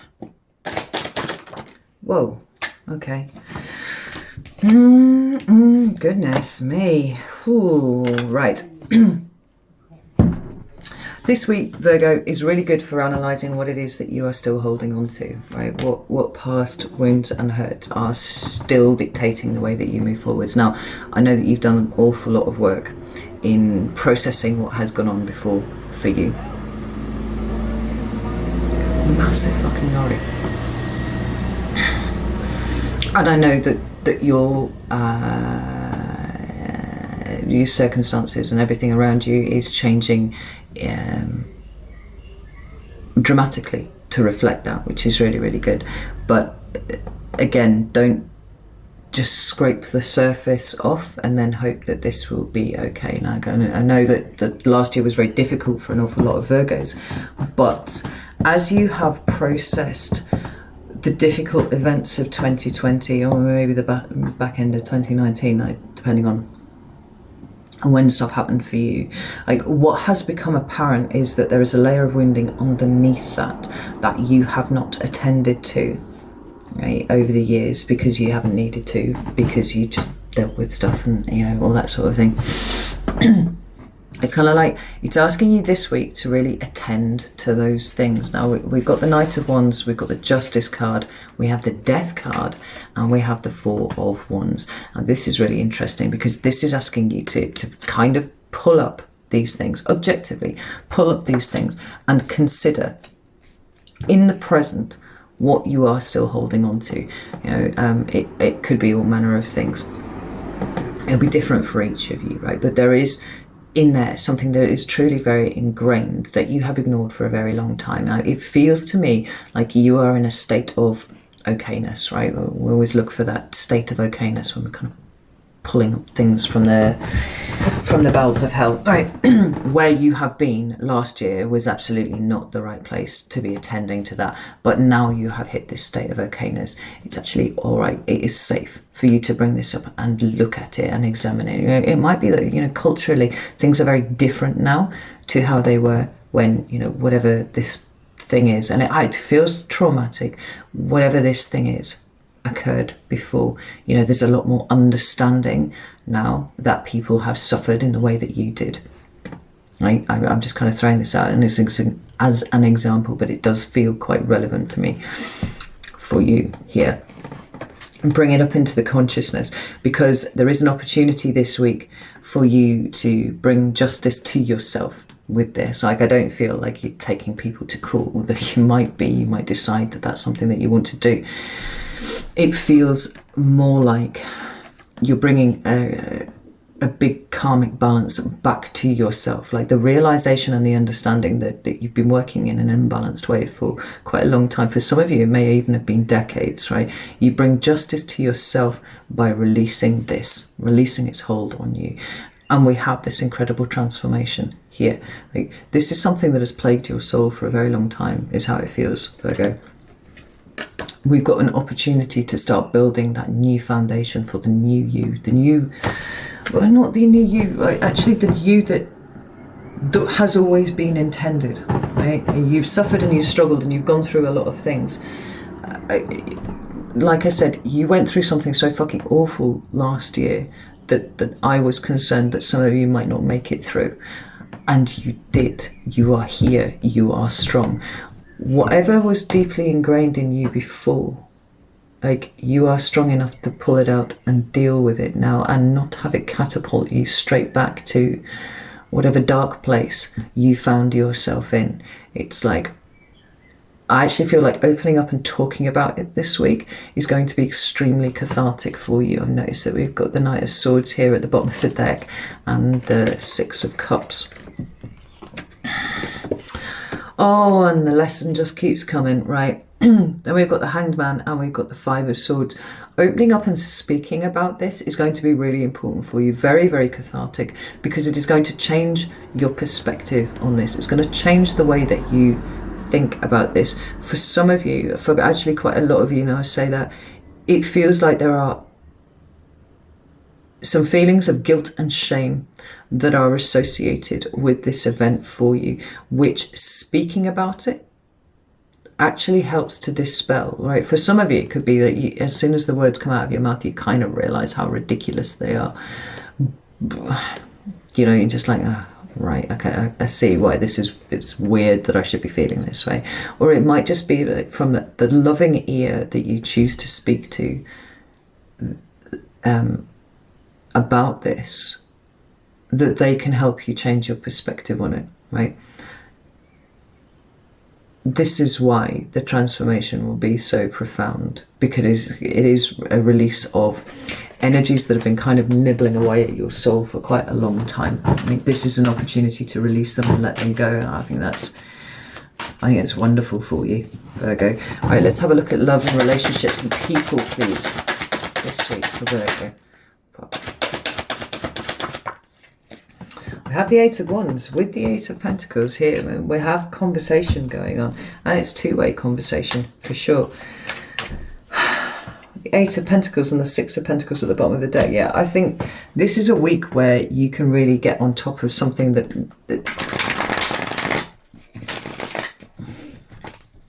there's work here for you, Virgo. I guess that's what I'm kind of pointing at here. There is work that helps you stabilize yourself going on. The eights are both cards that speak about karma quite strongly, right? This is and we do have the Justice card here, which also speaks about karma. It is the consequences, like you have been living with the consequences of something from a long time ago, right? It is time to now, like I said, bring that justice back to you, bring that balance back to you by having discussions about about these things with people that you trust. We've got the Six of Swords at the bottom of the deck here, again with the Eight of Pentacles, right? If you want rid of this, then there is some activity that needs to go along with it, right? This won't just evaporate. It needs purging. Tell me about the Eight of Wands, please. Thank you. Oh, we've got the Wheel of Fortune now. Fucking hell.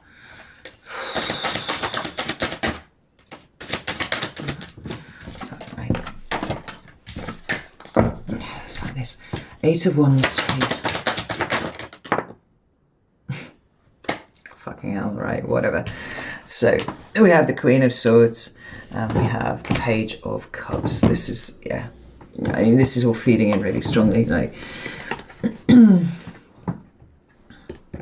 When we have the Wheel of Fortune appearing with the Justice card in any reading, particularly as closely as they're appearing here, there is an indication that a truly important lesson has been learned here.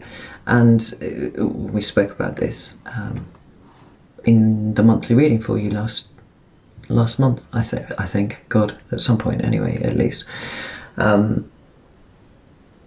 lesson being that you are so much stronger than you think you are, or so much stronger than you thought you were. You've literally been to the gates of hell and back again, and you did it.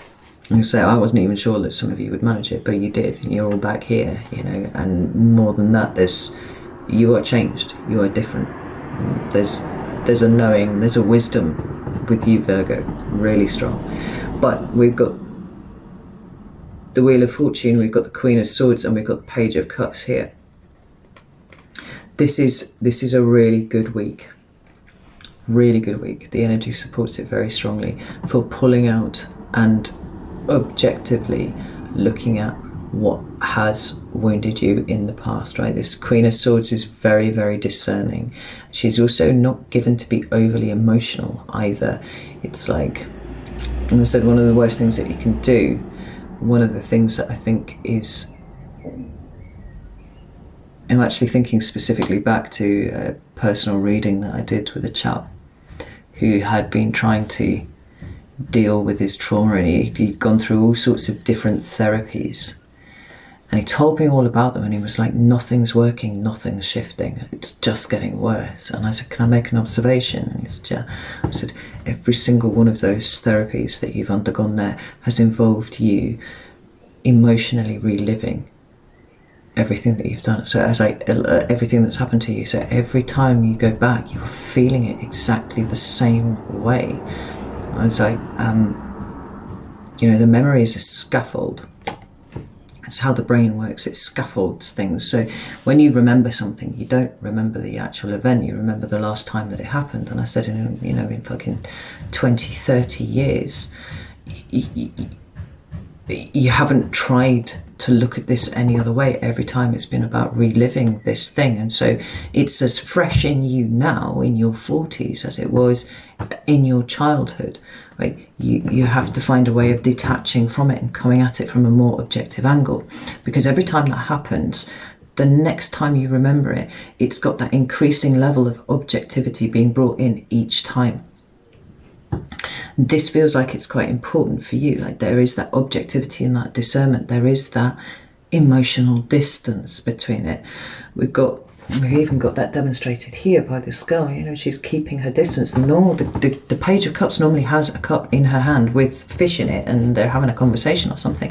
This cup is on the ground. She is approaching with caution, keeping a safe distance. If she needs to, she can kind of spring back, but it's about that emotional distance.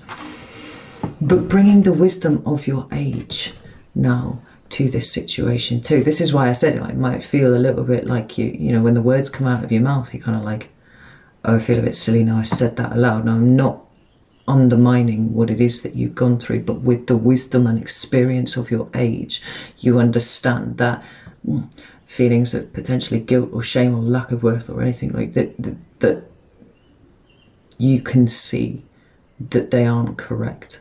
It actually doesn't work very well with your mindset to have that going on in your subconscious behind the scenes. God, I've rattled on for ages there. Let's have a look at work and money and material environment. Thank you. We have the Ten of Cups. Oh, that's pretty good. Everything looking pretty shiny from that perspective. The Ten of Cups is a card of fulfillment. It's actually, that's fucking beautiful. This is a real week of you feeling very fucking grateful for everything that you have, Virgo. That's amazing. I think it's one of the side effects of coming out of where you have been is there's this renewed appreciation and gratitude for the things that you actually do have in your life, the people that you have in your life, specifically, the people around you. Because although this is money and work and material environment, it's the people are involved in your material environment, whether you like it or not. And I think that you do like it. I think that you like very much the people that are around here, because we've got the Nine of Cups underneath that. So we've got the Ten of Cups, we've got the Nine of Cups. We also have the King of Pentacles. Now this is interesting, because this is a really good card for material environment. It's Taurian energy, and it talks about that, you know, delayed gratification.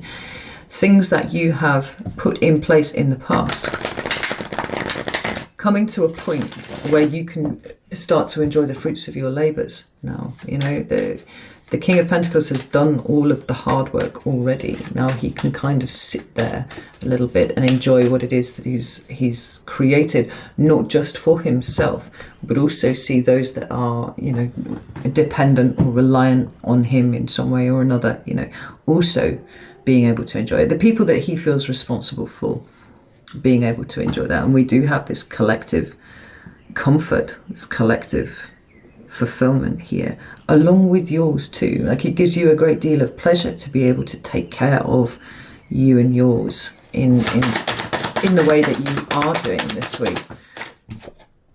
Ten of Pentacles, wow. I mean, Ten of Cups, Ten of Pentacles, with the Nine of Cups and the King in between the two. It's kind of saying that with the Ten of Cups.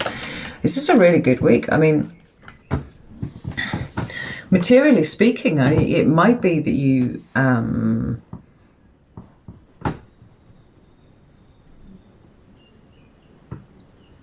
you could be seeing some money coming in from somewhere, some unexpected money. Right? Maybe like a tax rebate, possibly an inheritance, something like that, right? Some money coming in from somewhere that you're unexpected. But it feels like you're set up, Virgo, like for success now.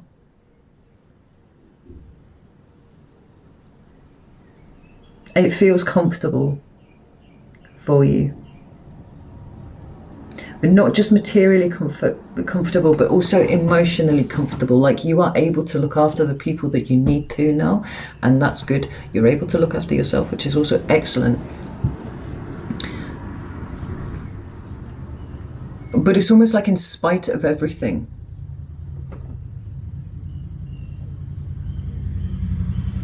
There's such gratitude for where you are. Such gratitude for what you have, and so much gratitude for what it is that you can do. Oh, it feels wonderful. Like, it feels really, really wonderful, actually.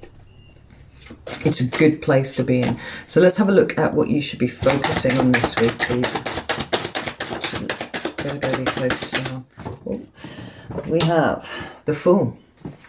Yeah, I mean, we've seen this all over, Virgo, your readings for the last, it feels like months, but it's probably the last month or so. You know, the weekly readings and the monthly readings and the mid-monthly readings are all pointing towards this being the start of a new cycle for you. There are necessarily things and people and relationships and situations that are being left behind, but it was time for those to separate away from you, like, and all the work that you've been doing on yourself to kind of get to the point where you can adjust and accept that. Then, you know, it's all putting your soul in the direction that it was supposed to be going. And we have the King of Wands at the bottom of the deck here. It's Leo energy, but it's strident energy, it's adventuring energy. I'm not necessarily suggesting that any of you are going to go, you know, start trekking around the Amazon or something like that, but there is an increasing determination to start engaging with things strongly, you know, really, really strongly, where you have kind of absolutely been pulled back from that for a very long time. It's sort of getting out there and living, in whatever sense that applies to you. As the Fool is, whoa, there are two Fools in this deck, and I always forget that until I pull them both in one reading. Like, you've got double Fool there, in addition to the Fool that is literally sat on the table here. The message cannot be stronger, Virgo. Sorry, I've got full body goosebumps now as I'm speaking. Like, you are starting a new cycle now, and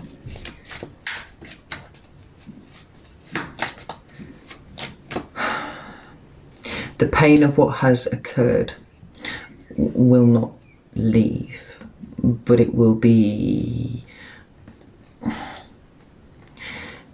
it won't be spiking you in the eye or the heart quite so much moving forwards. Like, there's a reason why you're here, and there are things that you need to do. I feel that quite strongly.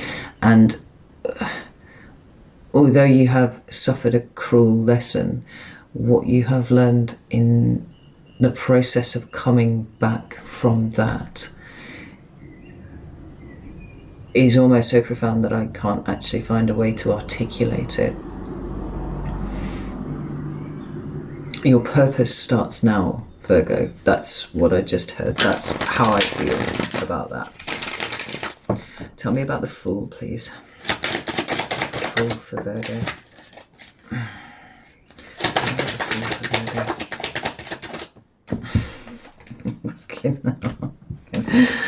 The Ace of Pentacles.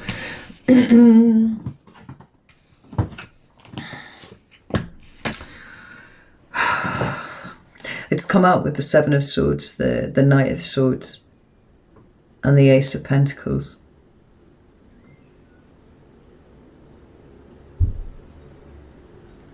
Like, there's a strength in you to stand alone now, Virgo.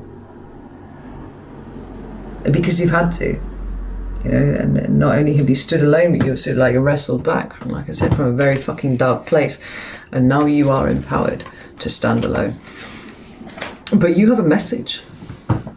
That's what I mean. You have a message, and it's not one that you actually have to deliver by words, but there's something about the way that you live, the way that you choose to live, the decisions that you will be making hitherto contain a message for other people, whether they are in your immediate environment or whether you have a bigger reach than that. It doesn't really matter. There's a message now, and I think most of you know that too. You kind of feel like you've come back from the brink with a message, even though you don't quite know what the message is, and nevertheless the feeling is still there.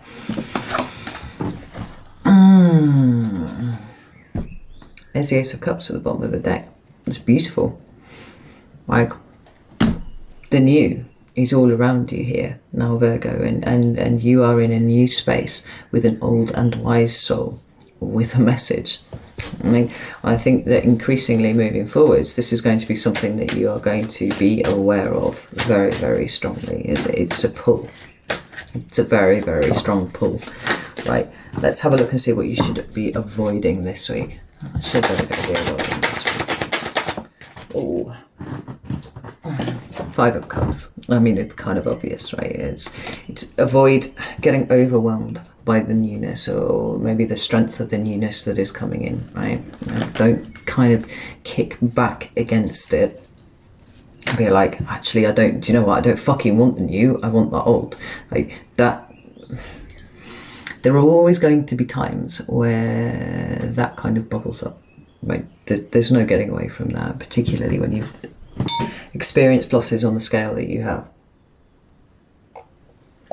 There will be times where it feels frightening to be walking out on your own, alone in the world, where you always thought that you would have someone with you, someone by your side, whether that is, you know, your husband, your parents, friends, you know, extended family, or whatever it is.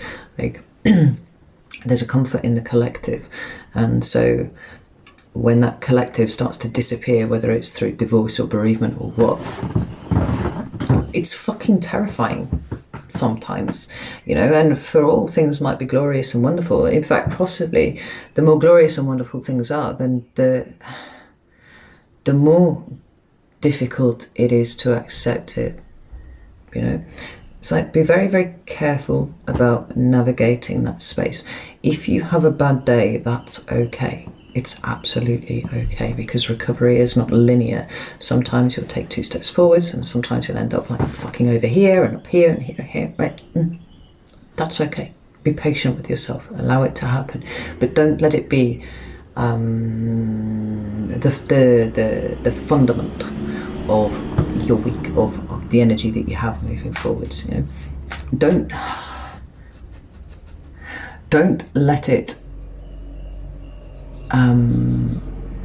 be a point of criticism for yourself. I guess that's actually what I mean there, right? So I go, oh well, I obviously just fucked everything, because now I'm not feeling grateful, now I'm not feeling this, that and the other, I want the fucking old back, I don't want the new, you know, that sort of thing. It's like, that happens. And it happens fairly often, and just ride that wave. Just be kind to yourself when it's happening, and it will pass. Again, yeah, that's Five of Cups.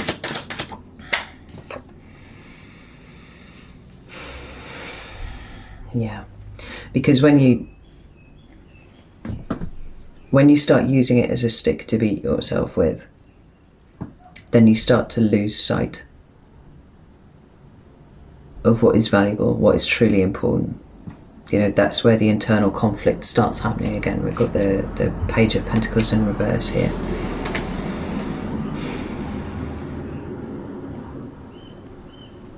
And you can allow yourself to retreat when you need to. Like, that's cool. But I think whether you like it or not, you are kind of being evicted from your cave now. Because you've got the Queen of Wands. Like, there is something that is sort of designed to be seen about you now, Virgo. Now, the cave will remain there as your place of safety, right? You can go back in there whenever you like, but you're not to stay in there anymore, right? We have the King and the Queen of Wands. It's all about activity now, and it's all about being seen doing that activity. That's pretty big for a little general reading there for the week. Right, let's put these back. Let's have a look at, where am I at? Libra. So let's have a key for the week for Libra, please. What's the theme for the week? We have Six of Pentacles. Nice. Talking about balance. We've got emotional balance here because we've got the Queen of Cups at the bottom of the deck here. Let's pull some cards here. Tell me about the Six of Pentacles, please. We've got the Nine of Wands. Six of Pentacles. Oh, that's too many cards. I'm not taking all of those. I'll put that back in. Tell me about the Six of Pentacles, please. Right. It actually feels like, Libra, this week's a little bit difficult for you to find your balance. It feels like you're struggling for balance rather than achieving it. We've got the Nine of Wands, the Seven of Wands, and the Five of Swords going on here. And I don't know if this is because of a conversation that you've had with someone or that you will have with someone. There's kind of a defensive, combative energy here. This Nine of Wands is card of boundaries, and what I'm not sure of is whether somebody has transgressed your boundaries, or you feel like somebody is transgressing your boundaries, or whether you actually are kind of stepping over somebody else's. I feel like Mercury retrograde is actually quite important for you. Or, you know, it's in Gemini, which is your sister air sign, so it makes sense that there's a level of intensity associated there with you with that. I think that you can expect to be suffering from issues of miscommunication. It feels like it's difficult for you to get your point across this week. But I also feel like other people are finding it difficult to get their point across to you. There's a bit of a standoff here. And I don't mean necessarily in, you know, you going hammer and tongs with somebody else. Like, it's not like that. It's almost like your position is quite entrenched this week, and it's quite difficult for you to see beyond that. But it feels like the people that you are dealing with, and I think it's probably more than one person, I think it's people across different things, they are also in the same boat, and they are in their kind of entrenched position.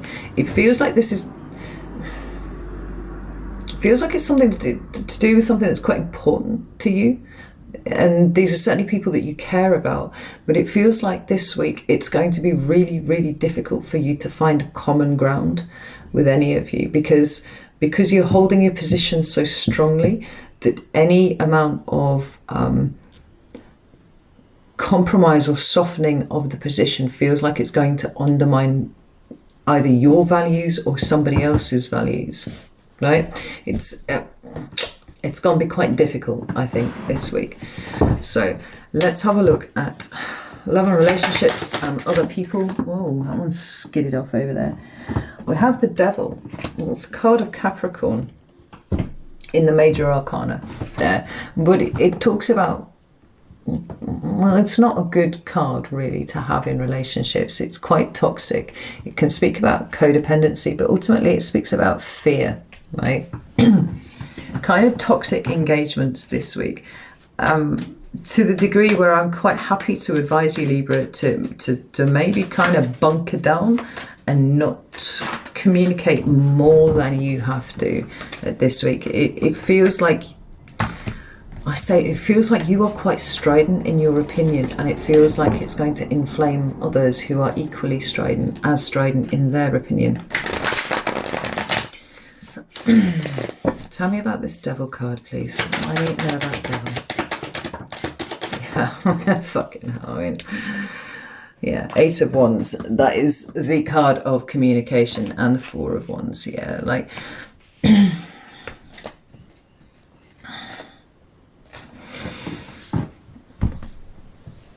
We've got the Lovers card at the bottom of the deck. Now that's the card of Gemini right there, but it is the card of a choice for me. And it is also the opposite of the Devil. It is the card for me of free will, where the Devil talks about fear and being trapped and the removal it feels like of your free will. This one speaks specifically to having your free will and doing the things. So this is underneath all of this. But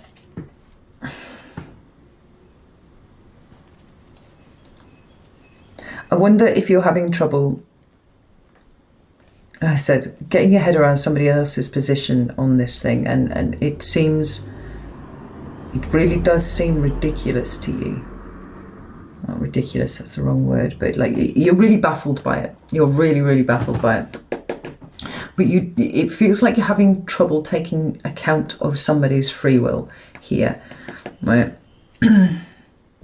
Oh, I didn't know. I picked up an entirely different deck. Let's have a look and see what the Triple Goddess has to say about this here. It's Lover's card again, right? Free will rules all this week. So if you have people, I mean, even look at that, right? We've got the 5 of Pentacles and the 7 of Cups there. This talks about, great frustration, possibly feeling a little bit left out, something like that, right? It speaks about poverty. And here we have emotional confusion, emotional illusion. If you are butting heads with somebody this week because they have an entirely different viewpoint to you, like, free will is the thing that I need you to keep in your mind front and foremost, because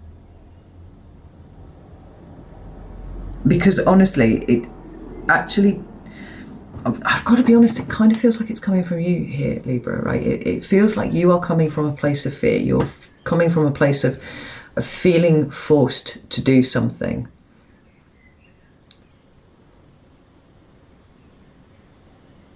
And not quite understanding why somebody else is not feeling that same thing. The Devil card and the Lover's card are basically exactly the same card. But they're coming from opposite perspectives. They're structured exactly the same. The Lover's is card numbered 6 and the Devil is 15, which when reduced is, comes down to 6 as well. These cards are coming from the same place, but they are at the same place, but they're coming from different directions. One is trapped, one is free. I think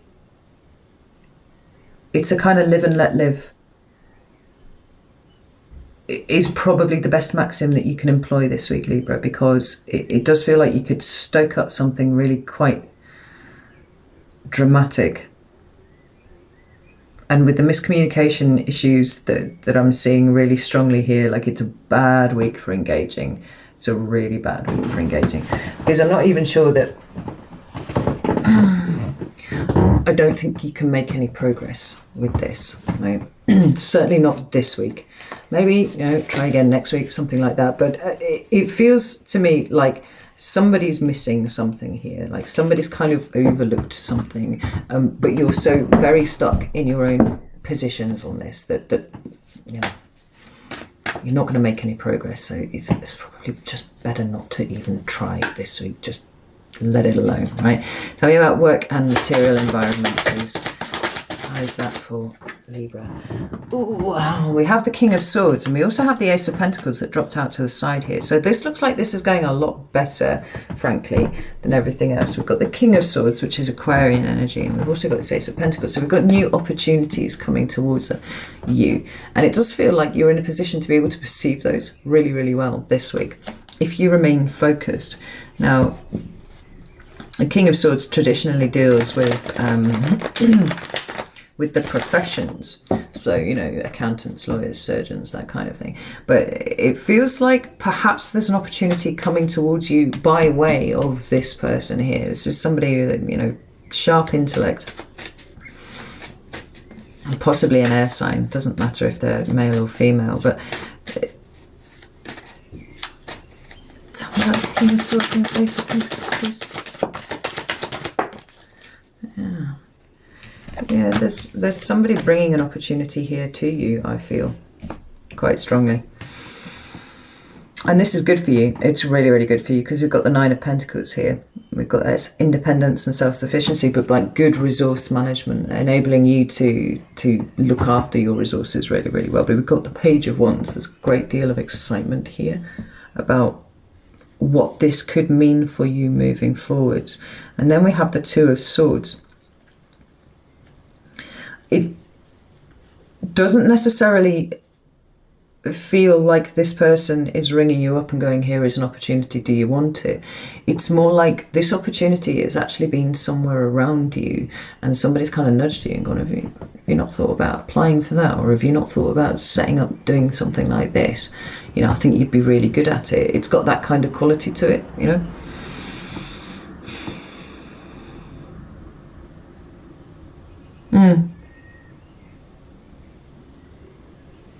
Because then you're like, oh, really? You think I'd be good at that? Yeah, definitely.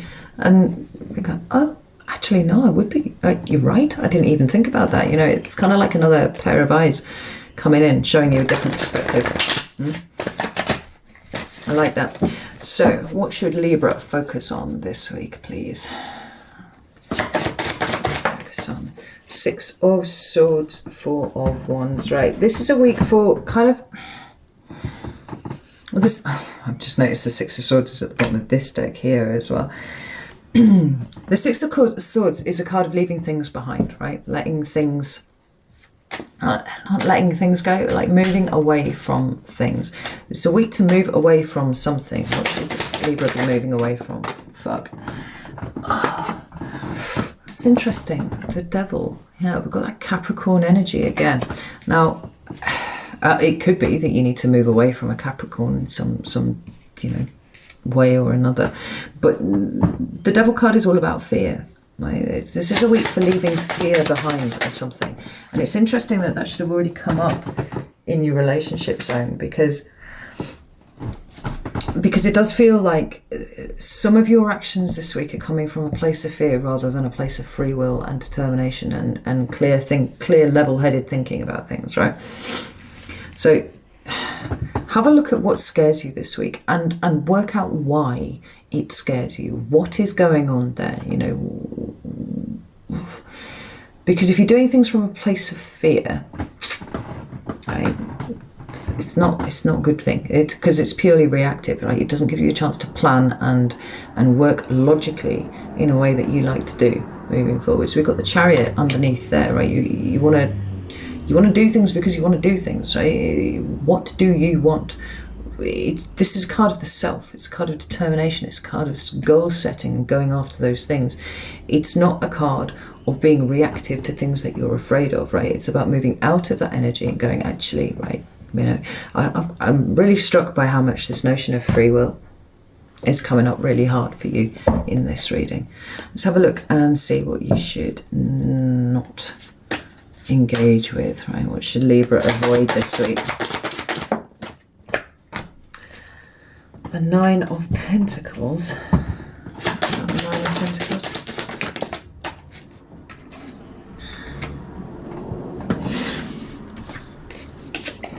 The King of Swords and the Hierophant. I think this is really talking about being set in your ways here. No. don't be too set in your ways. Do not be too sure that your way is the right way, Libra, because it might be the right way for you, but it absolutely might not be the right way for someone else. And, you know, there may be aspects of it actually that aren't the right way for you either, but it's actually a week of keeping your opinions to yourself, you know, sitting in meditation, maybe considering other people's perspective. That's possible, right? But definitely sitting still and having maybe indulging in meditation, something like that. It's a week of not action, right? Avoid trying to tell everybody that you got it the right way around, right? Try and avoid being too entrenched in your own opinions. Try and avoid thinking that you're right, because you might be, but you might not be. But ultimately, everybody's free to make their own decisions about things. And oh fuck, I read a really cool quote yesterday. Oh, what was it? The only proper barrier to truth is the assumption that you already have it. Well, it's Voltaire or something like that, right? I'm getting a big wave of that for you here this week, right? Don't assume that you know everything, and don't assume that your position is correct, because you'll come a cropper otherwise. Right, let's get these cards sorted out here.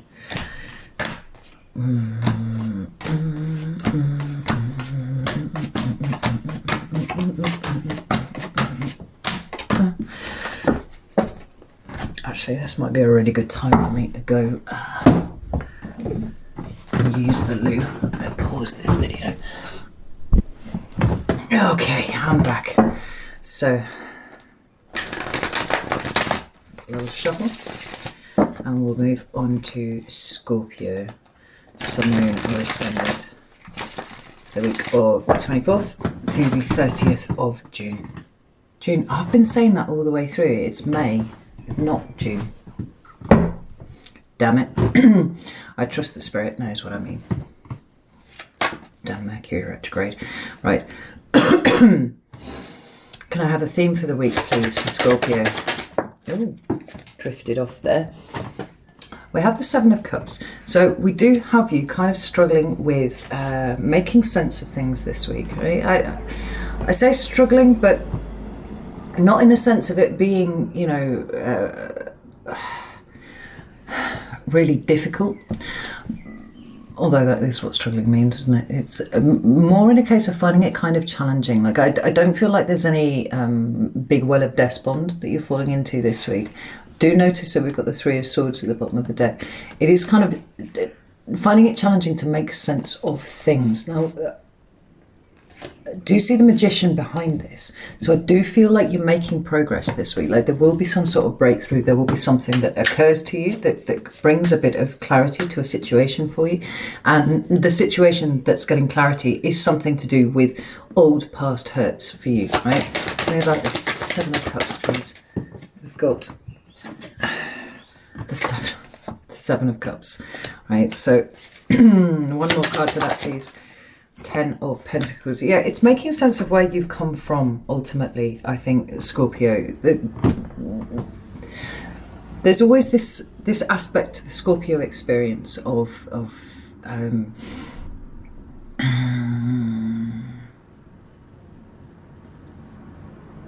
or at least there has been hitherto, of this notion that you have been created the way that you are, and that is what it is, right? It's almost been a lack of apology about that, and neither should you. I'm not saying that at all, but it's a kind of like, it is what it is. The way things are is the way that things are, and that's just it now. You know, there's nothing doing with that. But we've seen this intent to shift around, and spend a bit of time really analysing what you are, like, and how you can change it, right? The shifting and changing, the transformational energy that is Scorpio at its core, really coming to the forefront of your thinking. And it feels like looking at your history is what you are finding challenging this week, which is interesting, because I do really feel like you're engaging with it. like really engaging with it this week. It could come at the hands of, you know, a family dynamic, a family situation that kind of causes this to be catalyzed into your consciousness. But it's all with a view to shaking free of this, right? It's interesting because I always see this Ten of Pentacles as a card where heritage and legacy collide, and that point of collision is you, Scorpio. What is it about your past that you find challenging, that you do not enjoy, that you know actually probably would have been more comfortable if you hadn't had? And what is it that you choose to bring forwards? That's how it feels the theme of the week is for you. And by necessity, a corollary of that is going to be, what are you going to release? What are you going to let go? What is fundamentally Scorpio, and what is as a result of Scorpio's circumstances, you know? And shut that properly. So let's have a look at love and relationships. The people around you at this time. Ooh, we have the King of Cups. So there you are, Scorpio. Right in the center. We've got some, you know, good emotional maturity indicated here by this card. We also have the Moon. I'm not sure that you're spending that much time around people this week. Okay? Particularly if you have found that being around a historical connection, let's put it that way, has kind of triggered off a cascade of thoughts in your head. It feels a lot like you might withdraw to consider what this is bringing up in you, what you're feeling as a result of it. How about the King of Cups, please? It is also Scorpio card, you know. It's one about really considering the heart of you and who you are. Now we've got the Two of Cups, the Queen of Pentacles, the Two of Pentacles, and the Ace of Cups at the bottom here, and we have the Tower at the bottom of the deck. So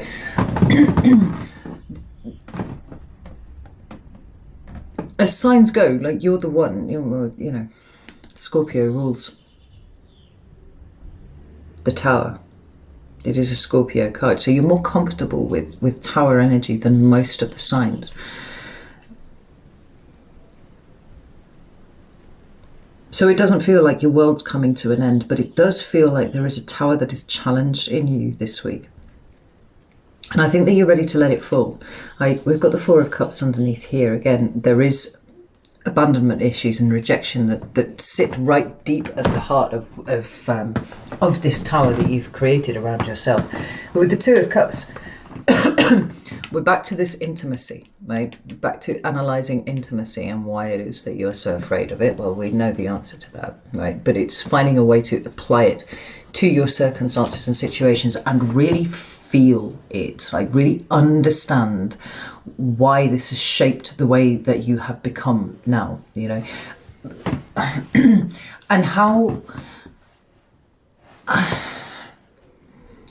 and how really you haven't looked after yourself terribly well, Scorpio. Like you've done the best under very challenging circumstances, but what has been a good survival mechanism for you hitherto is now restricting you. We talked about this a lot. This Queen of Pentacles is kind of like really taking, I really do feel like you're taking a step back from people this week, and you are looking at bringing some sort of balance, some sort of new insight, perhaps something even involving spiritual modalities. You know, if you work in those, no, not even if you work in those, if you have any kind of familiarity with them at all, maybe getting your tarot cards out and going on a bit of a journey of exploration and discovery. Again, we've got the Moon at the bottom of the deck here, of you, principally you. I don't really see other people forming any part of this other than being perhaps a catalyst for this withdrawal and this contemplation of what you are going through at the moment. But it's all headed in the right direction and it's all coming from a really good place, because it is with a view to stabilizing yourself and possibly, you know, starting this process of the Ace of Cups, allowing this to open, allowing you to open up a little bit. I like that. Tell me about work and material environment, please. We have the Ace of Swords at the bottom of the deck here. But what's come out here is the Five of Pentacles and the Three of Pentacles. I think that whatever situation you are in whatever this refers to, whether this is, you know, work colleagues or, you know, just your general work situation, I think there's something about the situation that you find yourself in at the moment that is less than optimal. And in fact, it's not giving you what you need. You know, it's not giving you financially what you need. It's not giving you emotionally, materially, in any sense. It's not giving you what you need. It feels like you are gearing up for a change of something. Maybe it's a change of direction at work. Maybe it's a shift in position. Maybe it's a change altogether. But where you are right now, it's not working. Tell me about this Five of Pentacles, Three of Pentacles, please. I've got the Nine of Pentacles. Fuck, coming out there. Stop it.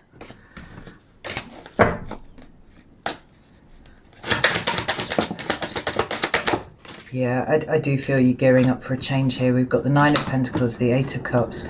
We've also got the Five of Wands and the Queen of Wands and the Three of Swords at the bottom of the deck. Like, whether this is your living circumstances or your employment, your job, your work, you know, even your finances, like there's something about this that isn't working. It's going to need changing, and probably sooner rather than later. You're definitely leaving behind something, walking away from something because you understand that it's not giving you what you need. But your resources are not being managed in the best way at the moment, right? And so by resources, I can mean money, but I am also talking about your time and your effort and all those sorts of things. It's almost like, it feels a little bit like you're running up against a brick wall with where you are at the moment, and you are gearing up for a shift, even if you haven't quite consciously acknowledged that's what's going on yet. It's almost like the discomfort and the frustration and everything that is associated with this situation is sort of starting to gain momentum a little bit, and it's going to push you to a point, possibly by the end of this week, where you're like, actually, do you know what, like, fuck this, I need to do something else. I need to find a different house. I need to move out away from, you know, the people that I share a house with. I need to change my job. You know, I need to do something like that. We've got this Queen of Wands here, and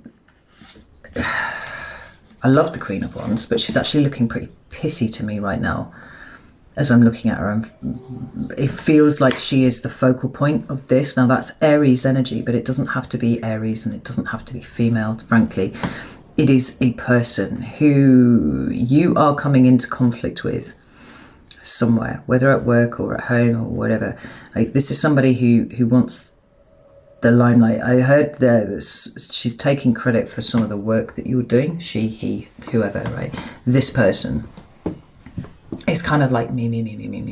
And like, you're not really one for going for the limelight anyway, Scorpio, but this is starting to piss you off. It's preceded by the Five of Wands. And it seems like it's a focal point for your ire. This person is a focal point for your ire because they kind of embody everything that is wrong with the situation that you find yourself in at the moment. So be prepared for change, because I don't think that you're going to go much longer before you decide that you need out of this situation. It's always like the penny drops this week, that it's actually more effort than it's worth, you know.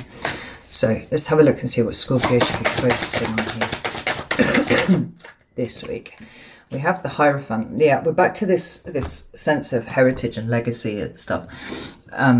But also commitment. Like, what do you want to be committed to, Scorpio? Now, we know you want to be committed to yourself. We'll see that path is opening up for you now.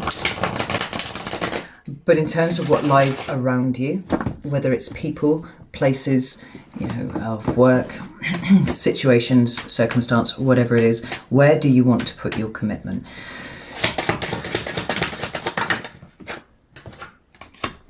Because I've got the Four of Cups and the Knight of Wands here, because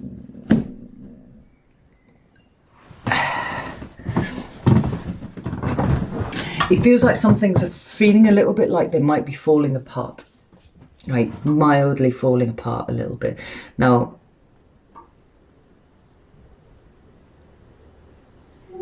there is opportunity in chaos. And it feels like there's an increasing level of chaos that is surrounding you somewhat here. And like I said to another sign, I can't even remember which sign it was, right? There's opportunity here for you if you choose to look for it. But what is it time for you to move away from? What is it time for you to commit further to? What do you need to leave behind? Like, you know, this is kind of the obvious stuff, right?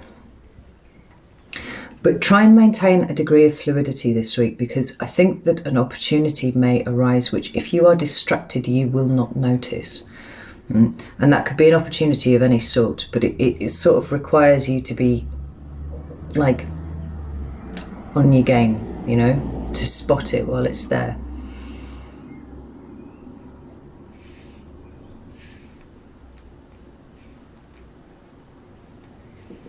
The thing is, there's so much going on for you this week that it wouldn't be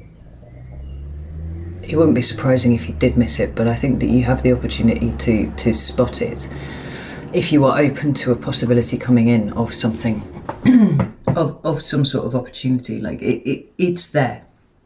It's there, but it's going to be fairly fleeting. So if you can try and maintain some sense of fluidity, some sense of being present too, right? Don't get too locked up in your own mind, staring out of a window. Like, keep your eyes open and your eyes peeled. Let the emotional stuff be kind of working away behind the scenes. Because there's opportunities for change coming up very, very soon. What should Scorpio avoid, please? We have Ten of Pentacles. Right, interesting. Back to heritage and legacy. It's already come out here. Tell me about the Ten of Pentacles, please.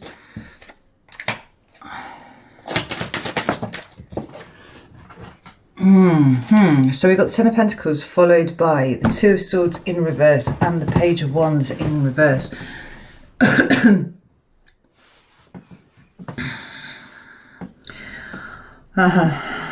It's about remaining present. Not getting too carried away with flights of fancy, not deciding that you have all the answers just yet, because I don't quite think that you have, Scorpio. I think that there's more gonna come through, and that's one of the reasons why you need to stay present and keep your eyes open.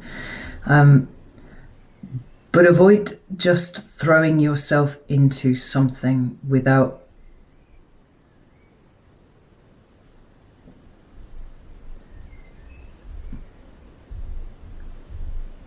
throwing your energy into what you are already committed to. You know, it's just sort of like, well, I've got this job and, you know, it's good because some people don't have jobs at the moment. I'll just stick with this. Or I'm going to stick with this house because I don't know if I'm going to be able to find anywhere else, you know.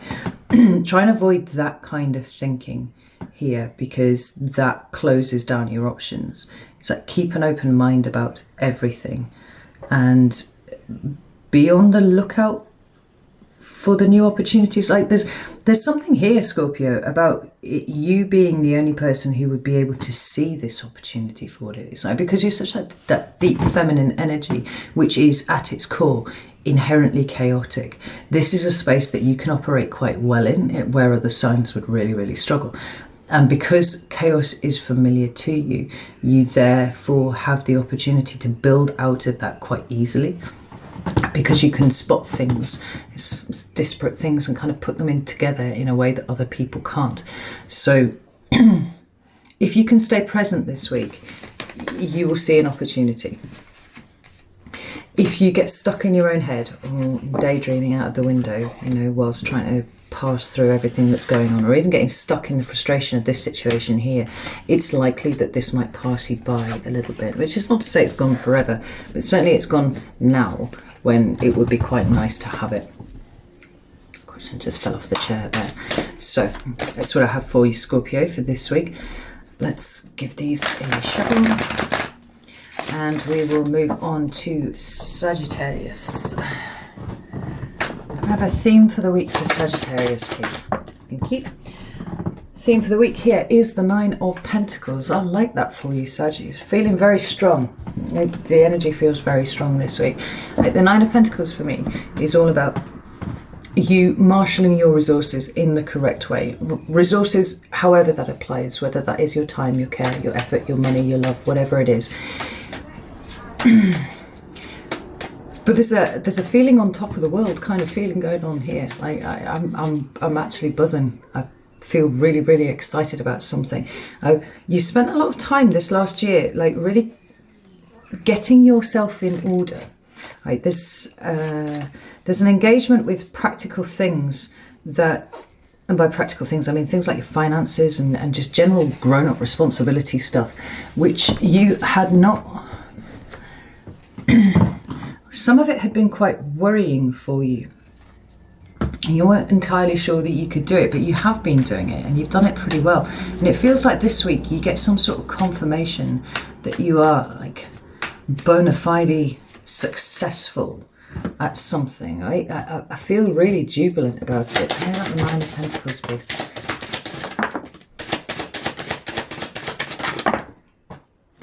So we have the Two of Wands. We also have the Three of Wands. This is really cool. You're feeling like master and commander of your own ship here, Sag. I'll put all these extra ones away that just dropped down here. This is a week where you make decisions about things. So you're bringing yourself to a crossroads. You're making decisions. You're faced with the need to make decisions and you are making them. Right? There's no hesitancy about it. There's a confidence about the way that you are walking right now, Sag, and I like that. And we've got the Ace of Pentacles at the bottom of the deck here, followed by the Empress. We have not necessarily a new direction, but a sense of drive and commitment and confidence with the direction that you are taking. With the Ace of Pentacles at the bottom of the deck, we do see, you know, possibly new financial opportunities coming towards you, but it could be something like a house, it could be a promotion, it could be, you know, your business going really, really well and you're looking to branch out in some way or another, or even, you know, just expand in some way. But ultimately, there is a faith here and there's a trust that you can make decisions for yourself, and not only that, they will be the right ones for you. It's almost like you don't need somebody looking over your shoulder to tell you if you're doing it right or not. You have got the utmost confidence that you're doing the right thing. There's no sense of second guessing or overthinking yourself here. It's like, I need to make a decision. I've made my decision. There I am. I'm off. I'm going, you know. It's a really strong presentation of your energy this week. Sag, I like this a lot. So tell me about love and relationships and people for Sagittarius this week. We have the World. So there could be something coming to an end. Certainly there's a sense of completion about this. Let's have a look. See what else is coming out here. Tell me about the universe.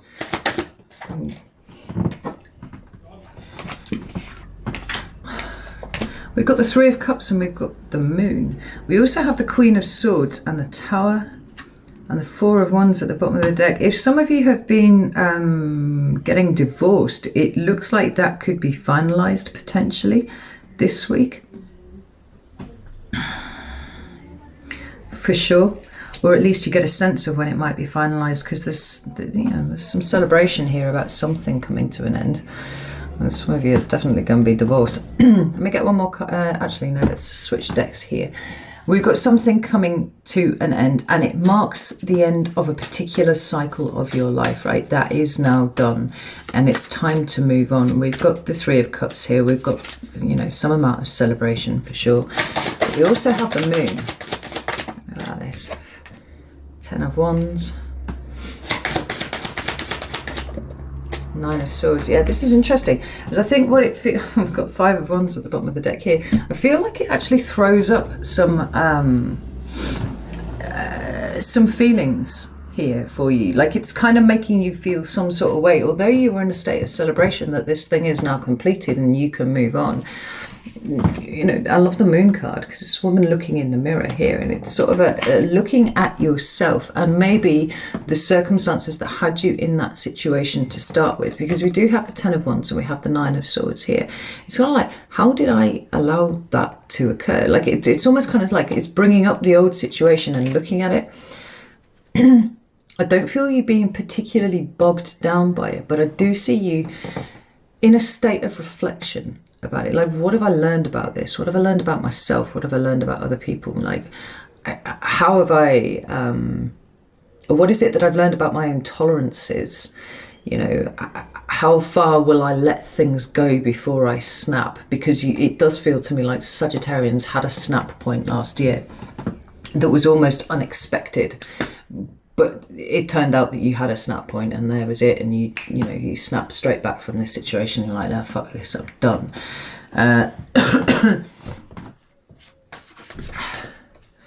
But it seems like it brings it to the fore. So it's kind of bittersweet for you, Saggy. It's something that's definitely worth celebrating, like closing out that chapter of your life, but also, you know, contemplating what you've learned from it, and possibly how far you've come now that you're not in that space anymore. Tell me about work and material environment. Ooh, that. Got the Knight of Swords. So we could well be getting some news about something this week, and this is possibly what this Two of Wands, Three of Wands situation is.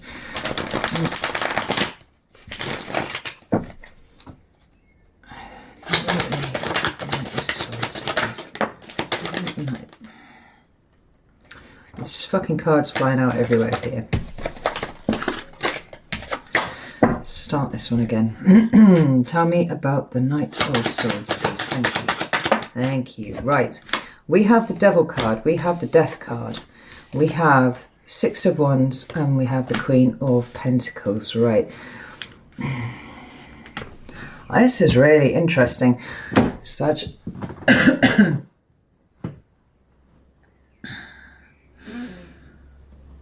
It feels a little bit like there's a problem here that you resolve really, actually with some ease.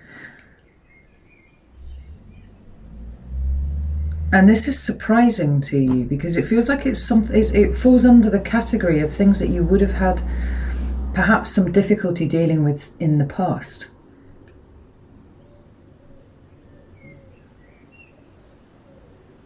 You know, there's a real sense of responsibility here, you know, and it's not weighing heavily on you. It's just like, you know, oh, here's a thing that I'm responsible for, and there's an issue with it, and so I'll fix it, and it's all good. You know, there's and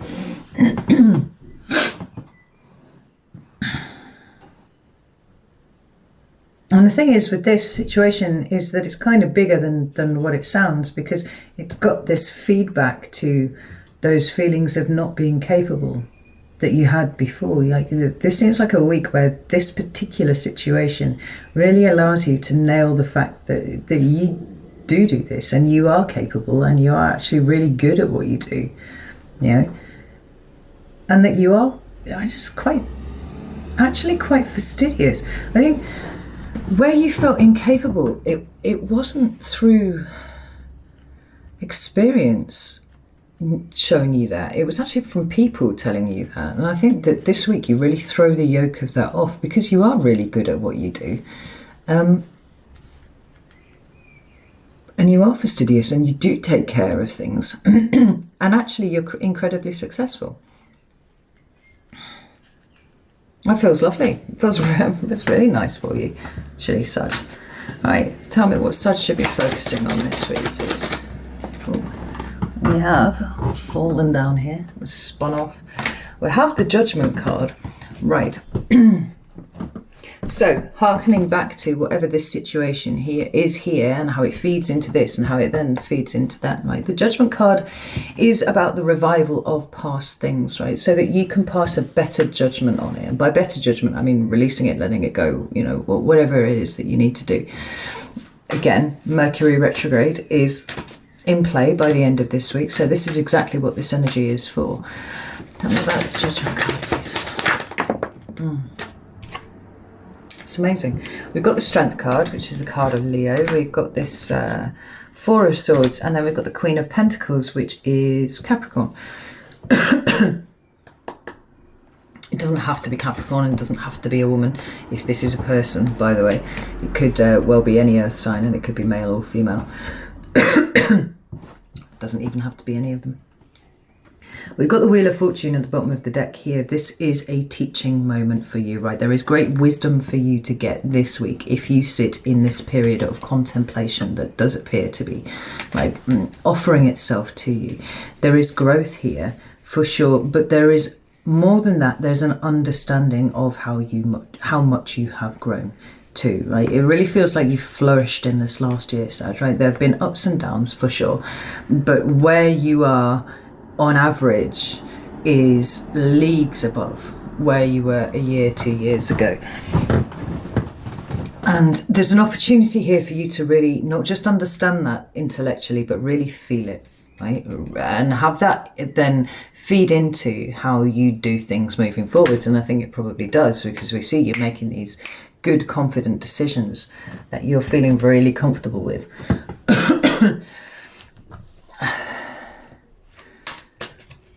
The secret is not to dwell on it too much. Right? Sit with it, understand it. That's the moon card that's just dropped out there. Sit with it, understand it, release it, let it go. It's not for dwelling on, it is just for understanding. So what should Sag avoid doing this week? Oh, that one flew out. We have the Six of Pentacles. Don't allow yourself to be destabilized by what this is. We've got the Four of Cups here, interestingly. And it feels like it all relates to this ending. You know, I mean, we have a potential ending here. We have certainly a transformation anyway. But don't allow yourself to be destabilized by it. Right? You have chosen the life that you have now, right? It's not reactive, it is now proactive. And that is where you work best, Sagittarius. There's enough difficulty associated with whatever's ending here, with this Ten of Wands and this Nine of Swords, that it could be possible for you to kind of fall into an old pattern of thinking. But that's you engaging with the emotion of the situation rather than the facts of the situation. And so it's like, keep your mind clear on this one. Tell me what Six of Pentacles. Thank you. We have the Death card. Yep. And the Ten of Swords, well, yeah, for sure. Right? Don't let the ending destabilize you, because you've come so very fucking far now with these things, right? What is ending, it was time for it to go. It was time for it to leave. And the best use of your energy here is practicing that form of release, right? Okay, all right, I'm going to have a look for the lessons. I'm going to see what I've learned from all of this, however long that period of my life was. And I'm going to keep myself stable. You know, I don't need to run away from anything. I don't need to hide from anything. I also don't need to headbutt anything. Right? It is what it is. It can be what it can be, and it doesn't have to. It doesn't have to upset my internal apple cart. You know. So, oh God, my throat. Let's move on to Capricorn, Sun, Moon and Ascendant, or Ascendant. Do you know what the problem is with the dates? It's because I've been recording the monthly readings for June. So I've been wittering saying June, 24th to the 30th of June, right the way through this weekly reading, and it's not, it's May. It's a glorious combination of Mercury retrograde, shadow and brain injury. Just losing track of where I am in the universe at any given point. So it is from the 24th to the 30th of May for Capricorn. Can I have a theme for the week for Capricorn, please? Thank you. Oh, you have two cards. We have the Ten of Wands and the Hanged Man. That's actually really nice energy. The Ten of Wands indicates, you know, whatever is burdening you coming to an end. Now, this could be in any aspect of your life. It could be emotionally related. It could be to do with your work. You know, but there's a sense of you doing things in a way that makes things difficult for yourself, Capricorn. That's what I'm seeing here. The Hanged Man is about. It's actually about stopping more often than not, right? Really just stop where you are and look at everything that is around you. Like, are you doing everything the right way, or are you doing things in a way that makes it difficult for yourself? Because the Hanged Man, there's no movement there. It's about suspension in time. But there's a point to it, because in that stillness there you can find the answers that you are looking for. There you find that enlightenment, you know. Excuse me. But the 10 of Wands does indicate that this is coming to an end, and it might well be this change in perspective that is coming for you that does allow this burden to come to an end. How can Capricorn navigate this energy, please? We have the 3 of Wands, okay? We have the 5 of Pentacles in reverse. Any more? And the Tower, right. Yeah, this is a really big week for you, Capricorn, actually. We've got the 9 of Cups at the bottom of the deck. You know, what is it that is important to you? What makes you feel happy? Do you know what happiness is? Would you know it if it bit you on the arse? Some of you wouldn't, I know that for certain. But, you know, more than that, what you are looking for is contentment, right? Personal responsibility for your own emotions, which, you know, having to go back to kind of revisit as a beginner, I think, for a lot of you. But these cards down here, the 3 of Wands is about, you know, choosing a direction and then going in it. Not avoiding the situation, actually kind of hurtling towards it. 5 of Pentacles in reverse is nice because it does speak to a low-level lack mentality that has been going on with you. And I don't mean you're like, oh, poor me, I haven't got any of these things. Like, we know that Capricorns are incredible achievers in a lot of ways, but we also know that the drive for that achievement often comes through invalidation of one's emotions when one was young, right? It is the placement of childhood trauma, Capricorn moons at least, right? It's like your feelings aren't important, what you achieve is important. And so Capricorns go, right, well, I'm going to achieve the shit out of everything, like, all the time. That's what it is. Now, that in and of itself, it's kind of like a sideways version of a lack mentality, because what you're doing is you're filling in a space that should be, you know, populated by emotional things with, you know, work, validation through achievement, that sort of thing. But this is seeing you coming out of that, right? This is an understanding that you are the one that needs to feed yourself here in this regard. And, you know, whatever your childhood experiences were, you are now an adult. And it is something that you need to take on. Like, this is a big tower that's hitting you this week. It might all sound pretty fucking obvious, but you'd be surprised how much of a trickster your subconscious can be when it comes to engaging with things that are emotionally difficult. Gymnastics is not even close to what your subconscious will do, because it perceives a threat, because it hurt at some point in the past, so it's going to swerve around it any way that it possibly can.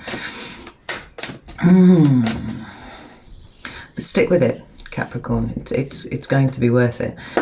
Give me love and relationships, please. People for Capricorn. We have the 2 of Pentacles in reverse. Now, I've been seeing a little bit of that sort of instability coming in for you, Capricorn, for a couple of weeks now. And it is, particularly with this Llewellyn card here, it is profound emotional instability between you and another, and perhaps others. You know, it doesn't have to be limited to just one person, but it feels a little bit like these are getting away from you, these important relationships. Well, there's the first thing. Are they actually important relationships? Are these, you know, people that you want to keep around you? Capricorns are not overly social, so if there are people in your social circle, there is then, you know, the implication is that these are important people to you. But, you know, maybe start with that first. But there you are at the bottom of the deck, actually, right there. King of Swords. We're still having a bit of trouble accessing that emotional place, right? The level at which you need to communicate with those people that are important to you, because it does feel like there is a coldness here. Now, I don't think that that is one that you are consciously projecting, but it is certainly what is being perceived by people around you, because you never really give people an insight into the emotional stuff that's going on, because you don't want to look at it half of the time, you know. Maybe that's 2 of Pentacles. Yeah, we'll have the 6 of Wands in reverse, and we have the Emperor, right?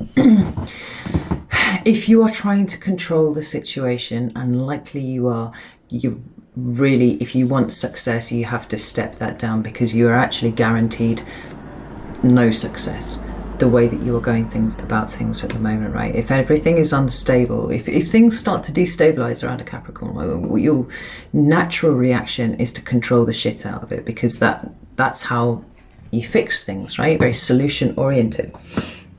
The problem is that you're dealing with people and you're dealing with emotions, and people are messy and irrational things, and they don't make a lot of sense sometimes. But you can find the sense if you sit with it and you engage with it without judgment and without a need to try and control.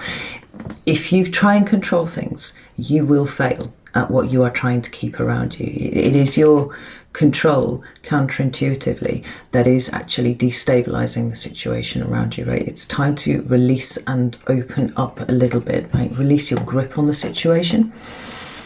I mean, it could just be that we've got the Death card at the bottom of the deck here. It could well be that there is some sort of a relationship that is coming to an end around you. It doesn't have to be a partner. It can be, friend, family member, whatever. There could be something that's coming to an end around you, and it could be you desperately trying to cling on to it rather than just releasing and letting it go. You'll see how it resonates with you. But it feels a lot like you're absolutely certain to end something by accident if you try and control it, rather than find a different way to engage with it, a different level to engage with it on, right? So let's have a look at your money and material environment. I've got the Queen of Wands. That's cool. You're being noticed, Capricorn, for your work, and that's good. That's what you like to do. You're not all about being showy for the sake of it, but it's nice to be appreciated. It's nice to have your work seen, for what it is. Tell me about the Queen of Wands, please.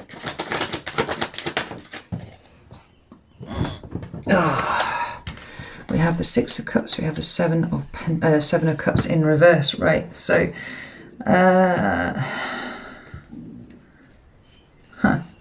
we've got the Hanged Man at the bottom of the deck, and interestingly it's the Four of Cups that drifted out to the side. I wonder if you're changing your perspective on work and what it means to you. No. I wonder if there's a little bit of you that feels a little less like you need to push yourself so very hard in your material environment, because you are appreciating the drive from the past that is making this occur. The Four of Cups is about rejection, abandonment, all that sort of thing here. We've got a change of perspective going on here. Now, we've got no movement, which is interesting, because it's the Hanged Man. It's the second time the Hanged Man's come out for you here. There's a lack of movement here. There is not you driving forwards, pushing forwards, always looking to achieve and expand and all that kind of thing. We've actually got you standing still.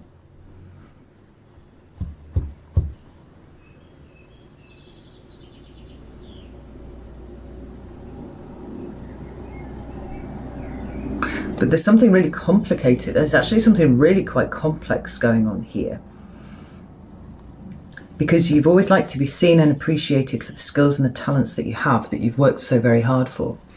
But at the same time, we've got you appreciating what has gone on underneath it. And so now we have almost a pause, almost a stop. Like, it almost feels like an experimentation that you're performing here, Capricorn. Like, will people still think I'm awesome if I don't give, if I don't perform at 100% of my capacity all the time?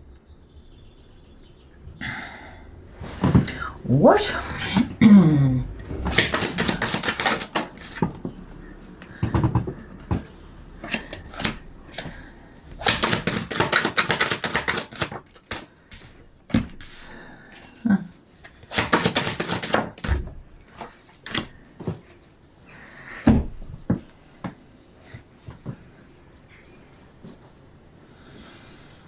I think there might be something slow dinging away at the back of your head, Capricorn, where you're actually thinking about moving on from where you are.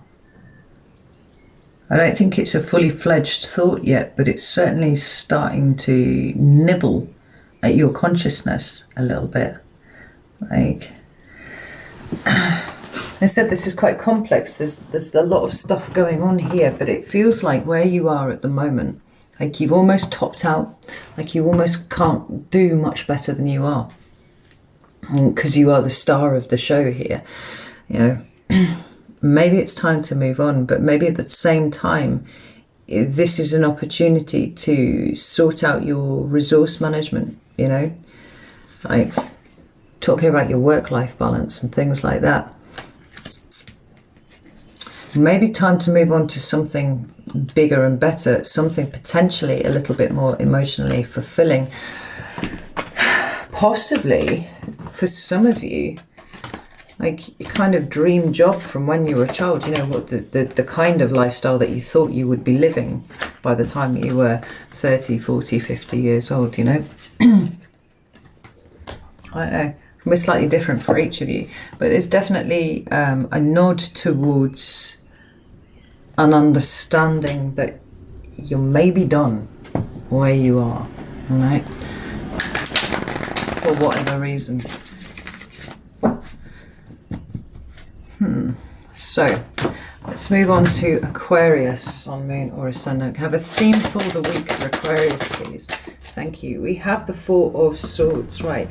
This is a card of taking a break, taking a step back, right? It's a card of objectivity and healing and restoration and stuff like that, because we do see it following on from the Four of Swords, the Three of Swords. Fuck's sake, I'm fucking up my numbers now.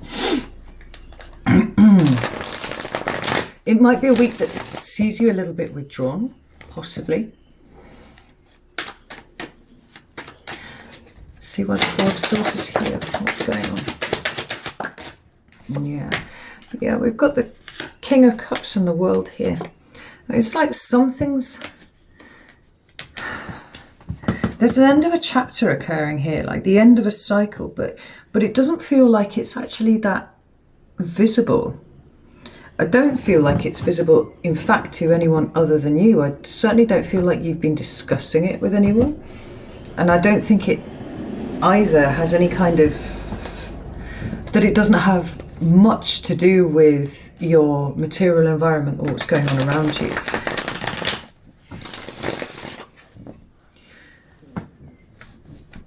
But I think that maybe this withdrawal actually has been ongoing for quite a while. And there's been something that's been going on beneath the surface here for you. There's this, you know, there's a emotional maturity is absolutely indicated because we've got that that King of Cups there. But I feel like there's an emotionally mature reaction to an end here. Not an emotionally detached, but an emotionally mature reaction or state of being here. What about this ending? What's going on here? Ten of Cups. And the King of Cups again, right? It could be, speaking in the abstract for you, that there is... Oh. I think you've been going through a bit of a spiritual awakening of recent, Aquarius, and I think it's coming... I think it's already hit its shrieking crescendo, and I think it's coming down to something a bit more comfortable now. Now you're in the consolidation, the understanding, the processing aspect of this here for you. Because we do have the emotional well-being of the collective being here on your mind, and we also have, you know, with this King of Cups flanking the cards that are sat in the middle, and the cards that are sat in the middle are both cards of endings here. We have you, I feel, kind of like looking after people around you. It could be that what's ending actually has nothing to do with you at all. It might be somebody else's ending that they're kind of trying to process. But it does see you being emotionally open and available to people, which is not something that you're renowned for, but here you are, you know?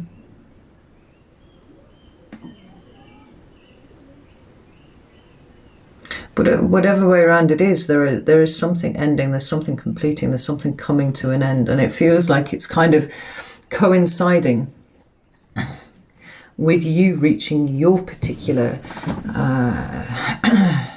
a particular completion of a cycle for you too. That's really interesting. Right, tell me about love and relationships and people, please, for Aquarius. Thank you. We have we have the World again, right? So definite endings. You know, you could be moving away from, you know, friends or family, you know, fucking emigrating, anything like that. You know, there's something coming to an end, but that doesn't feel like there's any bad feeling associated with it. It doesn't feel like you've fallen out with people and now you're just not going to see them again. You know, this feels like a completion, parting of ways, perhaps. And there's something about it that's the end of an era for you. Oh, fuck. Hello. Tell me about the World card, please. So we have here the Eight of Pentacles and the Emperor. It could be work that's pulling you away from your people.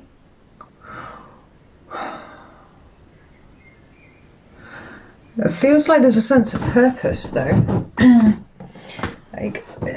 Like I said, it doesn't feel like you've fallen out with anyone here. It doesn't feel like it's that kind of ending. It doesn't even either feel like it's endings associated with deaths or anything like that. It's a kind of, this time of our life has come to an end and now we're kind of, it's like the fucking last episode of Friends or something. Do you know, I'll go for a coffee together and then they go off and they do the things. I don't know. I actually just read that the other day. I've never watched the end of Friends. My late husband and a friend of mine made me sit through like fucking seasons and seasons and seasons of it. It seemed to go on for fucking ever and it was never my thing. I never enjoyed it. And I don't actually remember. And I read something the other day and I was like, oh, does Friends end? And I googled it and apparently they all went for a coffee and then they all just, you know, went their separate ways. I don't know why you needed to know that, but there you go. It feels like there's something pulling you in a different direction now, and so you don't feel like you're, like I said, it feels like you've got quite an emotionally mature position on this, not detached but mature. But you understand that you are being pulled off in a different direction now. You are going somewhere else and these people, for whatever reason, are not coming with you. Maybe it is that they're going and you're being left behind, but like I really don't feel that, not with this Emperor and this Eight of Pentacles here. It feels purposeful. It feels like you are going to go and do a thing. What is going on here?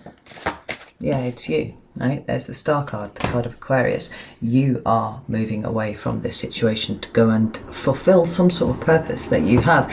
We have the Chariot card at the bottom of the deck here. It sees you absolutely gallivanting towards a goal. And then there are people that are going to have to be left behind in order for you to do that. It feels like you've made your peace with it. Like it's okay. It's not a problem. Let's have a look at material environment, money and work and that sort of thing. We have here, we have the Four of Cups. Tell me about the Four of Cups, please. Oh, fuck's sake, I'm going to use these ones that are playing nicer. Tell me about the Four of Cups. We have the Devil card. And we have the Temperance card. Interesting. There you are at the bottom of the deck as the King of Swords. I think you're taking a cold, hard look at your material environment. If you are having to relocate somewhere, and I think for some of you that absolutely is likely, you know, what is going on here. It feels like you're taking a cold, hard look at everything. You know, the stuff that you own, the house that you live in, you know, the material expression of your life. And working out what needs to go, to be honest. For some of you, work is no longer fulfilling and you're getting shot of that. Like maybe it is that you're leaving work friends behind, something like that. You know, because there's a need here to turn a situation that is completely unfulfilling for you into something that is much more fulfilling. And we've got this Devil card here. It's, you know, it talks about the things that we are chained to, the material objects, in fact, you know, that we are potentially chained to here, you know, the stuff that weighs you down, the stuff that stops you from traveling light. And then we have the Temperance card. Right? Both of these creatures here have got wings, but in the devil card, you are not the devil. It's the people down here that are chained at his feet.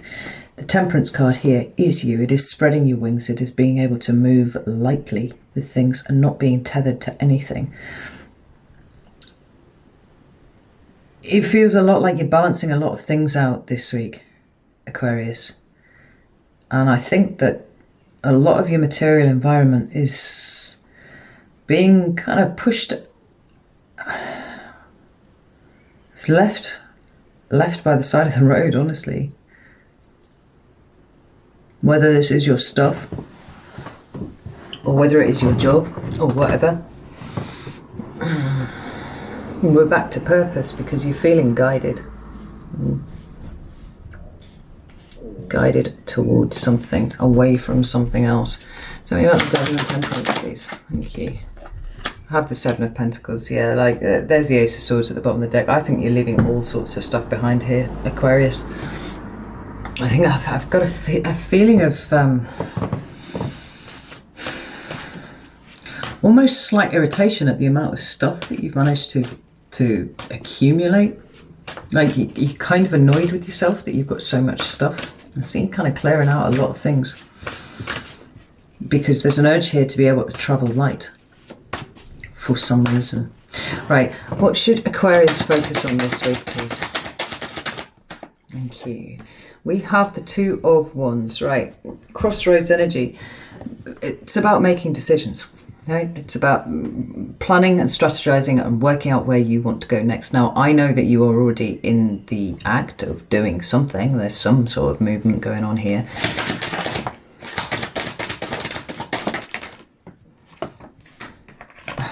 Wow.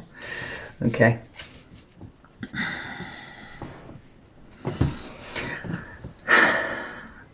But the strangest thing is I get an all or nothing kind of vibe off this reading here for you, Aquarius, right? And what's come out here is the Six of Cups and the World card, the Devil card. Sorry, the Death card. I just shown to you, right? Six of Cups, Death. It's all or nothing, right? Are you going to live in the past, or are you completely transforming your existence? I feel like you're transforming your existence for some reason. Yeah.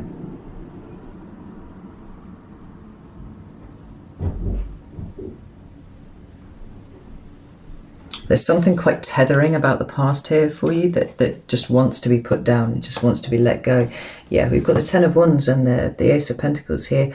There's a new start here. It's absolutely screaming for you. For some of you, and this is just a small bracket of you, because I know that there are some galactic-minded Aquarians out there. This week, there may be issues, past life issues that are arising for you, and you will recognise them for what they are, and they're being asked to be dealt with this week. Like they're really actually coming up to the fore for you, but that is just for a very small subset of you. It is all or nothing. There's no half measures here, Aquarius, and you absolutely should be prepared for there being no half measures. You do it all or you don't do it at all. That's the message that's coming through. Right. And so you should be aware of that, you know. What should Aquarius avoid this week, please? Thank you. I have the Knight of Swords. Which is interesting. Why is the Knight of Swords here for Aquarius, please? Oh, yeah. So we've got the Eight of Swords and we've got the Three of Pentacles. It actually feels like you should be avoiding talking too much about the decisions that you are making for yourself with other people. Principally because I feel like they might well try and stop you. They might try and kind of limit your thinking about things. Or it depends on how, you know, madcap what it is you're about to embark on sounds to your average normie, right? You're amongst friends here. Like you can do anything that you like, and you can do it as far away from social norms as is, you know, as you like. and ye harm none and all that.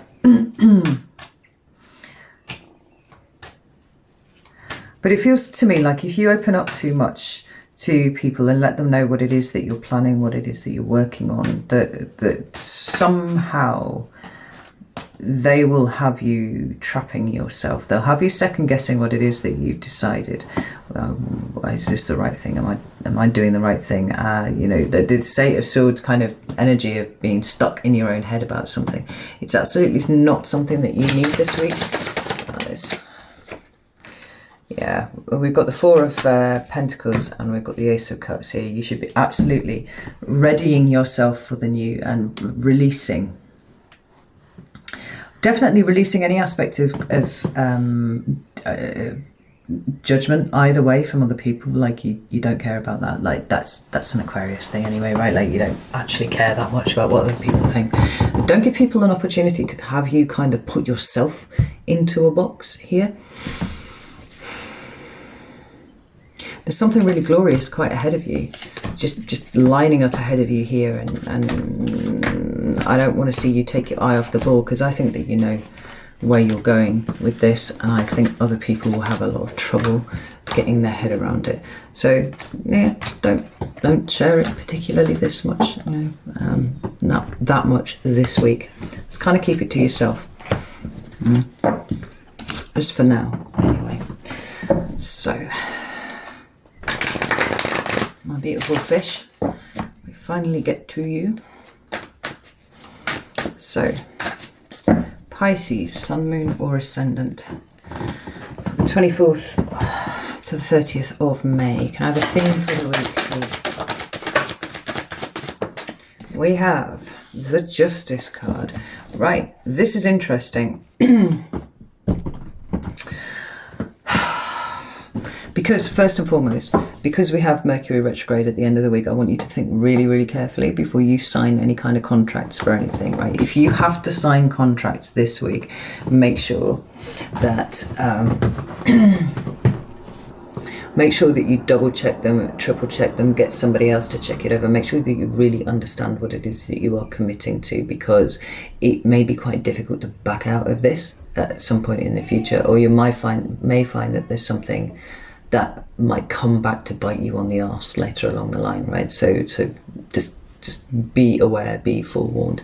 The Justice card is a card of consequences, right? It's a card of things coming into balance. It is possibly a card of you achieving justice for yourself this week. Tell me about justice. Ooh, we have the Ten of Pentacles.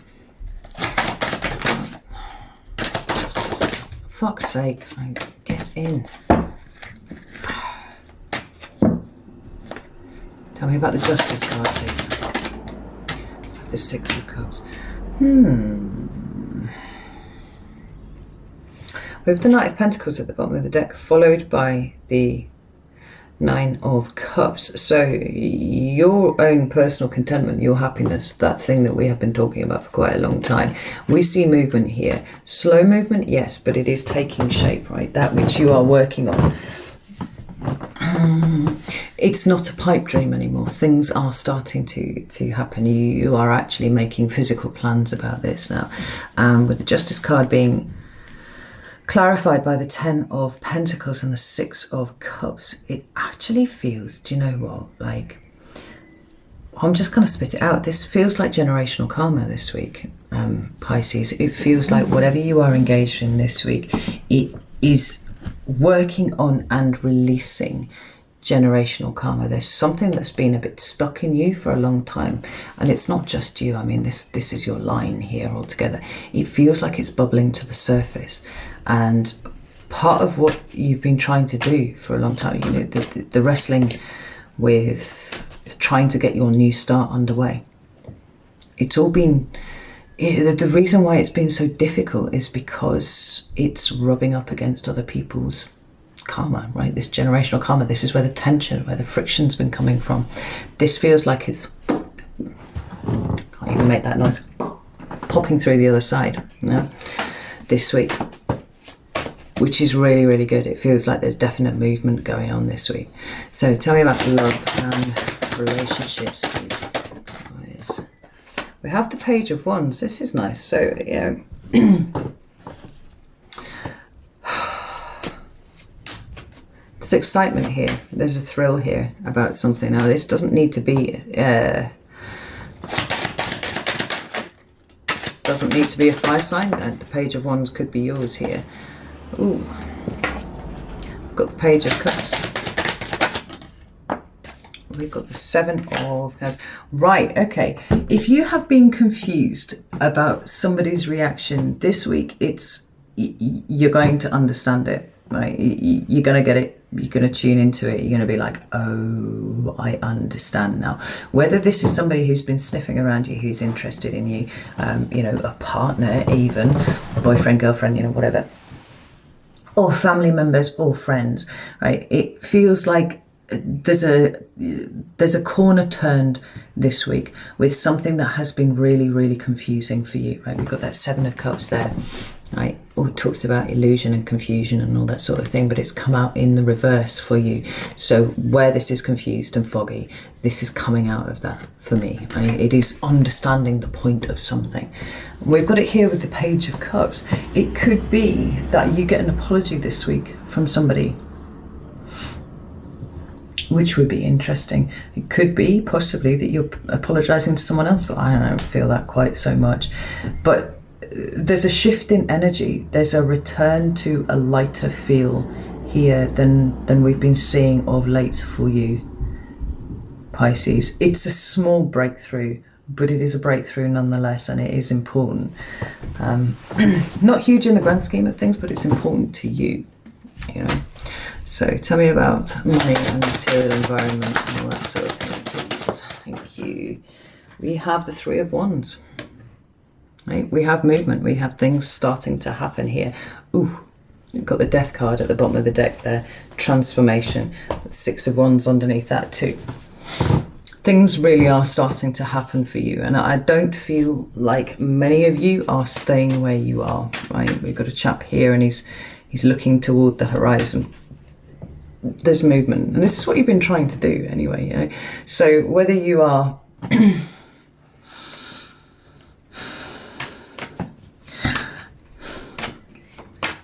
don't think you're moving anywhere quite yet. I think that it feels more like things now, concrete plans are being laid, things are being put in place in order that you might move in a direction, you know, whether you're traveling or whether you're moving, or you know, even whether you're starting a new job, something like that. Three of Wands.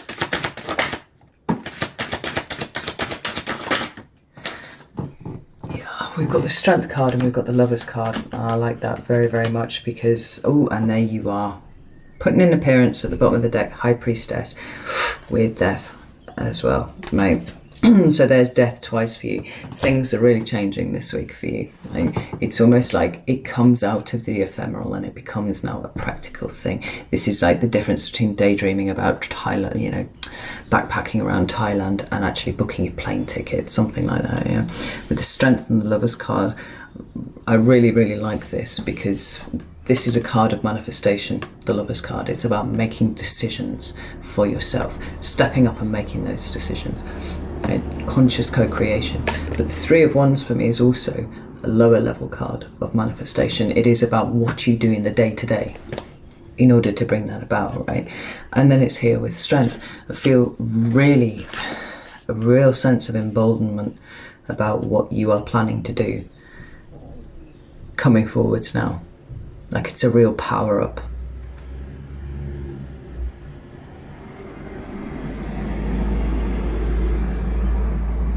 And it's so bright, like there's so much yellow here. It's bright and vibrant colours. It's almost like your excitement is returning to you personally, but a tremendous change compared to where you have been of late. Right? So let's have a look and see what Pisces should be focusing on this week, please. Have the Seven of Swords, which is interesting. This one feels very much like taking a risk with something. Tell me about the Seven of Swords, please. The Magician.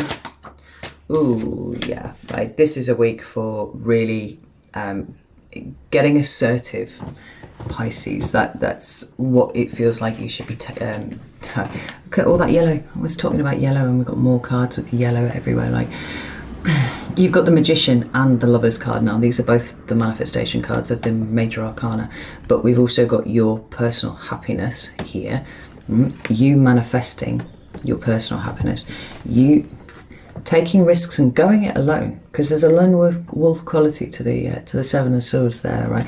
Being prepared to go it alone, breaking away from the glue of the collective, you know. Making judgments, making decisions for yourself and yourself alone. Whew, this is big energy here, Pisces. It's so bold.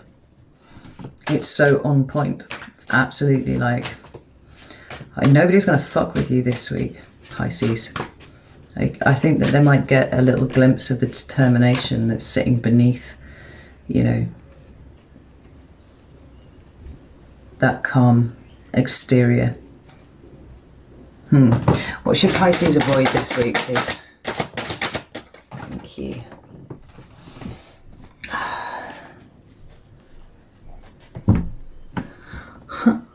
That's interesting. The card that came out was the Queen of Cups. What you should avoid this week is being a little bit too receptive, right? So first off, don't sit and wait for anything to come to you this week. All of the energy is supporting you taking action on something, right? On whatever it is, right? Active manifestation is what is going on here. So don't just sit in the bath and daydream about it, right? This is a week for making things happen. It's also a week to avoid being a little bit too understanding of people, right? When I say be assertive, I really do mean be assertive. You don't have to entertain somebody else's idea just because they, you know, bothered to proffer it at you.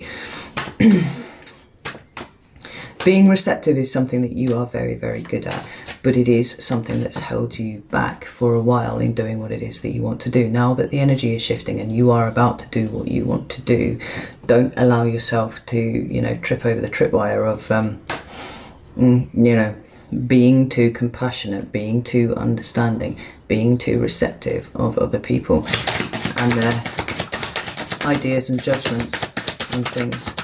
Yeah, because you're going to end up getting stuck where you always have been, right? And there's the Four of Wands in reverse, right? The creation of the new foundation that you are trying to bring for yourself, trying to build for yourself, can't happen where you are, right? Can't happen where you are stuck. If you pay too much attention to everybody else's thoughts and feelings and emotions on the matter, you're never going to move. You're always going to stay where you are. So this is a week to just maybe just mentally put the fingers in your ears and set about the active manifestation of what you are trying to bring about for you. Right. I need a glass of water and a tab after all that. I really hope that helps, Pisces. It's a really good week for you. So know that I love you all very, very much, and I will see you next week.